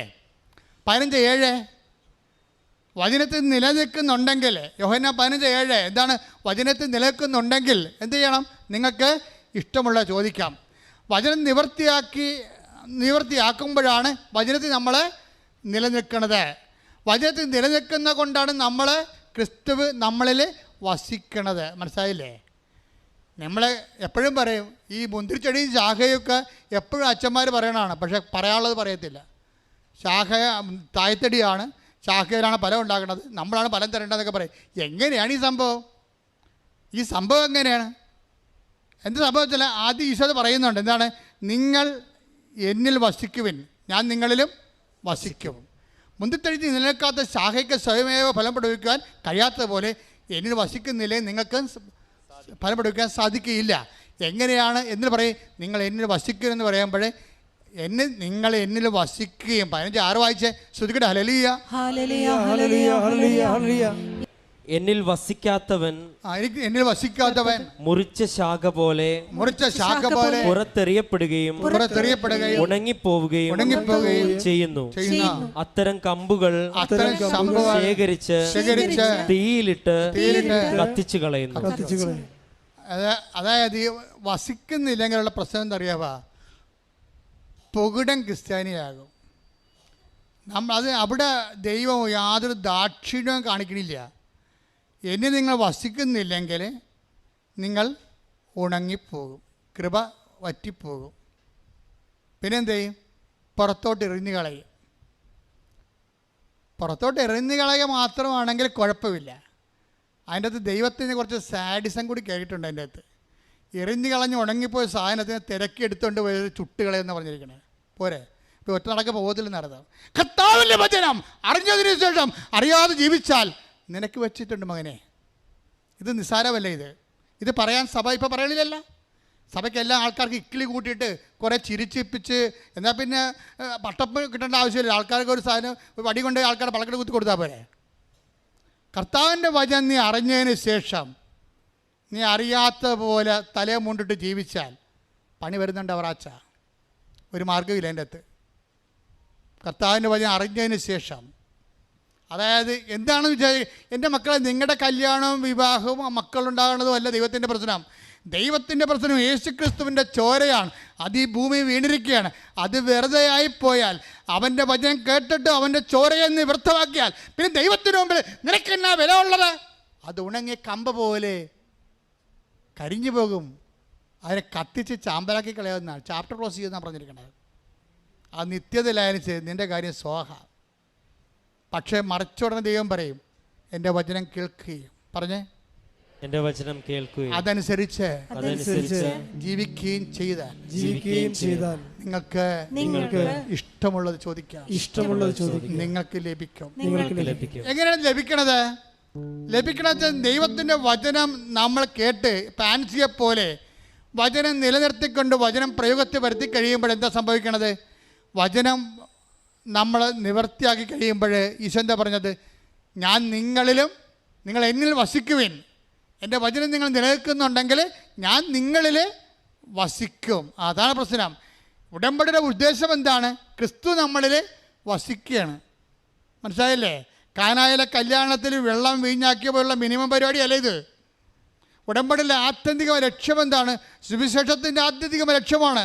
സുവിശേഷത്തിൻ്റെ ആത്യന്തിക ലക്ഷ്യം എന്താണ്? ക്രിസ്തു നമ്മളിൽ വസിക്കുകയാണ്. ക്രൈസ്റ്റിൻ. അപ്പോഴാണ് നമ്മൾ ക്രിസ്ത്യാനിയാകണത്. ചിലപ്പോൾ ജ്ഞാനസ്നാനപ്പെട്ട് കാണത്തിലായിരിക്കും, പക്ഷേ വചനം അവൻ്റെ നാമത്തിൽ വചനം സ്വീകരിക്കുകയും അവൻ്റെ വചനം ജീവിക്കുകയും ചെയ്യുമ്പോൾ it's of the by no means your Christian. നീ ആകും മതമൊന്നും പറഞ്ഞൊരു കാര്യമില്ല. എന്താ കാര്യം? നീ ക്രിസ്തുവിനെ സ്വീകരിക്കുക, ക്രിസ്തുവിൻ്റെ കൃപയിൽ ജീവിക്കാൻ വേണ്ടി ഒരു തീരുമാനം എടുത്തു കഴിഞ്ഞാൽ എൻ്റെ വചനം നിങ്ങൾ നിലനിൽക്കുകയും ചെയ്യുമ്പോൾ എന്താണ്? നിങ്ങൾക്ക് ഇഷ്ടമുള്ളത് ചോദിക്കാം. എന്താ കാര്യം? നിങ്ങൾക്ക് ലഭിക്കും. എന്താണ് ലഭിക്കാൻ കാര്യം? എന്താണ്? ക്രിസ്തു നമ്മൾ വസിക്കുന്നത് കൊണ്ടാണ് നമുക്ക് ലഭിക്കണത്. മനസ്സിലായി? അത് നിങ്ങൾ അറിയണം. അതിൻ്റെ അകത്ത് അതാ വചനത്തിലുണ്ട്, അതിൻ്റെ അർത്ഥം വ്യംഗ്യാർത്ഥമുണ്ട്. 15:4 വായിച്ച് ശ്രുതികട ഹല്ലേലൂയ. യോഹന്നാൻ 15:4. നിങ്ങൾ എന്നിൽ വസിക്കുവിൻ, ഞാൻ നിങ്ങളിലും വസിക്കും. മുന്തിരിച്ചെടിയിൽ നിൽക്കാതെ ശാഖയ്ക്ക് സ്വയമേവ ഫലം പുറപ്പെടുവിക്കുവാൻ സാധിക്കാത്തതുപോലെ എന്നിൽ വസിക്കുന്നില്ലെങ്കിൽ നിങ്ങൾക്കും സാധിക്കുകയില്ല. അപ്പൊ ഈ ഫലം പുറപ്പെടുവിക്കുക എന്നുള്ള സംഭവം ഉടമ്പടിയുടെ നിയോഗമാണ്. ഫലം. ഈ ഫലം ഉണ്ടാകണമെങ്കിൽ എന്താ ചെയ്യേണ്ടത്? അത് ആത്മീയമാകാം, ശാരീരികമാകാം. ആ ഫലം ഉണ്ടാകണമെങ്കിൽ എന്ത് ചെയ്യണം? നിങ്ങൾ ക്രിസ്തുവിൽ വസിക്കണം. ക്രിസ്തുവിൽ വസിക്കണമെങ്കിൽ എന്ത് ചെയ്യണം? ക്രിസ്തുവിൻ്റെ വചനം നിങ്ങൾ നിലനിൽക്കണം. ക്രിസ്തുവിൻ്റെ വചനം നിങ്ങൾ നിലനിൽക്കണമെങ്കിൽ എന്ത് ചെയ്യണം? ക്രിസ്തുവിൻ്റെ വചനം നിങ്ങൾ പാലിച്ച് ജീവിക്കണം. അതാണ് ആൻസർ ചെയ്തിരിക്കണത്. അപ്പോഴെന്ത് പറ്റും? ഞാൻ നിങ്ങളിൽ വസിക്കും. 15:4. അങ്ങനെ ക്രിസ്തു നമ്മൾ വസിച്ചു കഴിഞ്ഞാൽ ക്രിസ്തുവിൻ്റെ ഫലങ്ങളാണ് ഉണ്ടാകണത്. അത് നിത്യത ഫലമുണ്ട്, അനുദിന ജീവിതത്തിൻ്റെ ഫലങ്ങളുണ്ട്. എന്താ കാര്യം? എൻ്റെ പിതാവ് എന്നിൽ വസിച്ചുകൊണ്ട് അവൻ്റെ പ്രവർത്തനങ്ങൾ ചെയ്യുന്നു. 14:10. ഞാൻ പിതാവിലും പിതാവ് എന്നിലും ആണെന്ന് നീ വിശ്വസിക്കുന്നില്ലേ? ഞാൻ നിങ്ങളോട് പറയുന്ന വാക്കുകൾ സ്വമേധ പറയുന്നതല്ല, പ്രത്യുത എന്നിൽ വസിക്കുന്ന പിതാവ് തന്റെ പ്രവർത്തികൾ ചെയ്യുകയാണ്. അപ്പൊ യേശുക്രിസ്തു വസിക്കുന്ന പിതാവാണ് യേശുക്രിസ്തുവിലൂടെ പ്രവർത്തിക്കുന്നത്. നമ്മൾ വചനം പാലിക്കുന്നതിലൂടെ ഈ യേശുക്രിസ്തുവും പിതാവും നമ്മളെ വസിച്ചുകൊണ്ട് സ്വർഗത്തിന്റെ ഫലങ്ങളാണ് പ്രവർത്തിക്കുന്നത്. അതാണ് ഉടമ്പടിയുടെ അൾട്ടിമേറ്റ് എയിം. കൈയടിച്ച് ശ്രദ്ധിക്കട്ടെ. ഓൺലൈനിലുള്ളവരും ഈ ധ്യാനം എപ്പോഴെല്ലാം കേൾക്കുന്നു അപ്പോഴെല്ലാം ഈ സമയത്ത് ശ്രദ്ധിച്ചുകൊണ്ടിരിക്കണം. ഇടിപ്പണ പോലെ കർത്താവിൻ്റെ വലിയ ശക്തി നമ്മളിലേക്ക് ആവശ്യിക്കുന്ന വലിയ സ്വർഗീയ നിമിഷമാണ്. കർത്താവേ, നിന്നെ വാഴ്ത്തുന്നു. കർത്താവേ, നിനക്ക് നന്ദി പറയുന്നു. കർത്താവേ, നിനക്ക് വേണ്ടി ക്രൂശിക്കപ്പെട്ടവനെ ശ്രുതികടേ, നിനക്ക് വേണ്ടി ക്രൂശിക്കപ്പെട്ടവനെ, നിനക്ക് വേണ്ടി തിരുവിടാവിൽ മെരുവേറ്റവനെ, നിനക്ക് വേണ്ടി മുൾക്കിടം ചൂടിയവനെ, നിന്നെ മുൾക്കിടം നൽകുന്ന വിശുദ്ധമായ രക്തം ഓരോ മകൻ്റെ മേലും ഓരോ മകളുടെ മേലും ഒഴുക്കണമേ. ഓരോ മകൻ്റെ മേലും ഓരോ മകളുടെ മേലും ഒഴുക്കണമേ. കർത്താവേ, നിന്റെ വിശുദ്ധ രക്തത്താൽ അങ്ങനെ മക്കളെ സ്നാനം ചെയ്യിക്കണമേ. വൈദാക്കാലം പോലെ, അടിപ്പിടൽ പോലെ മാരക രോഗങ്ങള്, തീരാവേദികള്, കുടൽ രോഗങ്ങള്, ക്യാൻസർ രോഗങ്ങള്, ഹൃദയരോഗങ്ങള്, ഇപ്പം ഭ്രാന്തി രോഗങ്ങള് യേശു ക്രിസ്തുവിന്റെ ഉന്നതമായ നാമത്തില് മാറിപ്പോകട്ടെ. സത്യാലല്ല ശ്രുതികളെ. വീണ്ടും ഉദരത്തിൽ കൈവച്ചുകൊണ്ട്, ഇടത് കൈ വെച്ചുകൊണ്ട്, വലത് കൈ ശേഷം വെച്ചുകൊണ്ട് നീ പ്രാർത്ഥന നിന്നോട് ആവശ്യപ്പെട്ടവരെല്ലാം ഓർക്കുക. നിന്റെ മകളാകാം, അയൽവാസിയാകാം, ബന്ധുവാകാം, സ്വന്തമാകാം, അയൽവാസി ആരായാലും നിന്നോട് പ്രാർത്ഥന ആവശ്യപ്പെട്ടവരെല്ലാം, അവിടെ ജോലിയില്ലാത്ത അവസ്ഥയാകാം, അവർക്ക് വീടില്ലാത്ത അവസ്ഥയാകാം, വഴിയില്ലാത്ത അവസ്ഥയാകാം, അവർ പരീക്ഷയ്ക്ക് എഴുതിയിട്ട് ജയിക്കാത്ത അവസ്ഥയാകാം, റിസൾട്ട് പ്രതീക്ഷിക്കുന്നവരാകാം, വിവാഹം ഒത്തുവരാത്തവരാകാം, മക്കളില്ലാത്തവരാകാം, ആന്തരിക അവയവങ്ങൾ രോഗങ്ങളുള്ളവരാകാം, വിദേശത്ത് നിന്ന് പോരാൻ പറ്റാത്തവരാകാം, തിരിച്ചു പോകാൻ പറ്റാത്തവരാകാം, രേഖാമുള്ള തടസ്സമാകാം. എന്ത് തടസ്സമായാലും ഇടിമുഴക്കം പോലെ ശ്രദ്ധിക്കട്ടെ, യേശു ക്രിസ്തു നാമത്തിൽ മാറിപ്പോകട്ടെ. എൻ്റെ കർത്താവിൻ്റെ ഉന്നതമായ നാമത്തിലെ ഉടമ്പടി നൽകിയ മാതാവിൻ്റെ മാധ്യസ്ഥതയിലെ യേശു ക്രിസ്തുവിൻ്റെ നാമത്തിലെ ഈ അൾത്താറയിൽ നടന്നിട്ടുള്ള 10,000-കണക്കിന് ആരാധന ശക്തിയാൽ ഈശോയുടെ ഉന്നതമായ നാമത്തില് ഇന്ന് വരെ ഉടമ്പടി എടുത്തിട്ട് വ്യക്തിയോടെ ചെയ്യുന്ന എല്ലാ മക്കളുടെ മധ്യസ്ഥ പ്രാർത്ഥന ശക്തിയാൽ മാരക രോഗങ്ങള്, വേദികള്, ജീവിതദുരിതങ്ങള് യേശു ക്രിസ്തുവിന്റെ ഉന്നതമായ നാമത്തിൽ മാറിപ്പോകട്ടെ.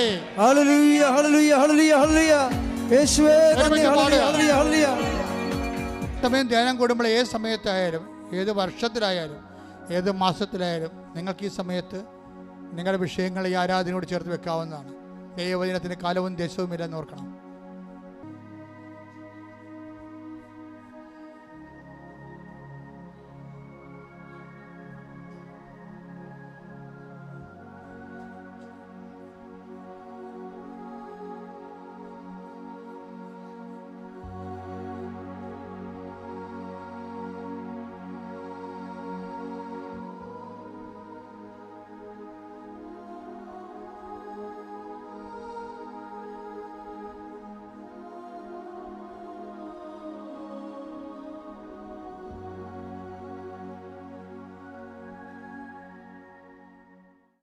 ഉടമ്പടിയിലെ പരിശുദ്ധ അമ്മയുടെ പ്രത്യക്ഷീകരണത്തിൻ്റെ വലിയ ദൈവാനുഭവം ലോകത്തിന് മുമ്പിൽ പ്രഘോഷിക്കുവാൻ കർത്താവെ, ഞങ്ങളുടെ നിയോഗങ്ങളെ അങ്ങ് ഉപകരണങ്ങളാക്കി മാറ്റണമേ എന്ന് പ്രാർത്ഥിച്ചുകൊണ്ട്, ദൈവമേ, ഞങ്ങളുടെ ജീവിതത്തിൽ ഏറ്റവും പ്രധാനപ്പെട്ടത് ആരെക്കാളും എന്തിനേക്കാളും ഏത് വസ്തുവകകളെക്കാളും ഞങ്ങളുടെ നിയോഗങ്ങളെക്കാളും നിന്നെ അനുഭവിക്കുവാനുള്ള ഭാഗ്യം ഞങ്ങൾക്ക് നൽകണമേ എന്ന് പ്രാർത്ഥിച്ചുകൊണ്ട് ശിരസ് നമിച്ച് നമുക്ക് ആശീർവാദം സ്വീകരിക്കാം.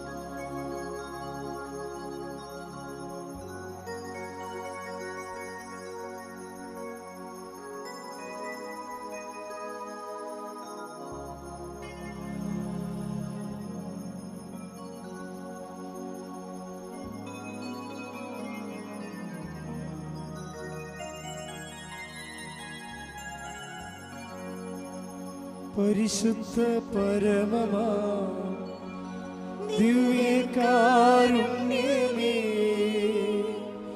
എന്നുമെന്നും അങ്ങേക്കാരാധന.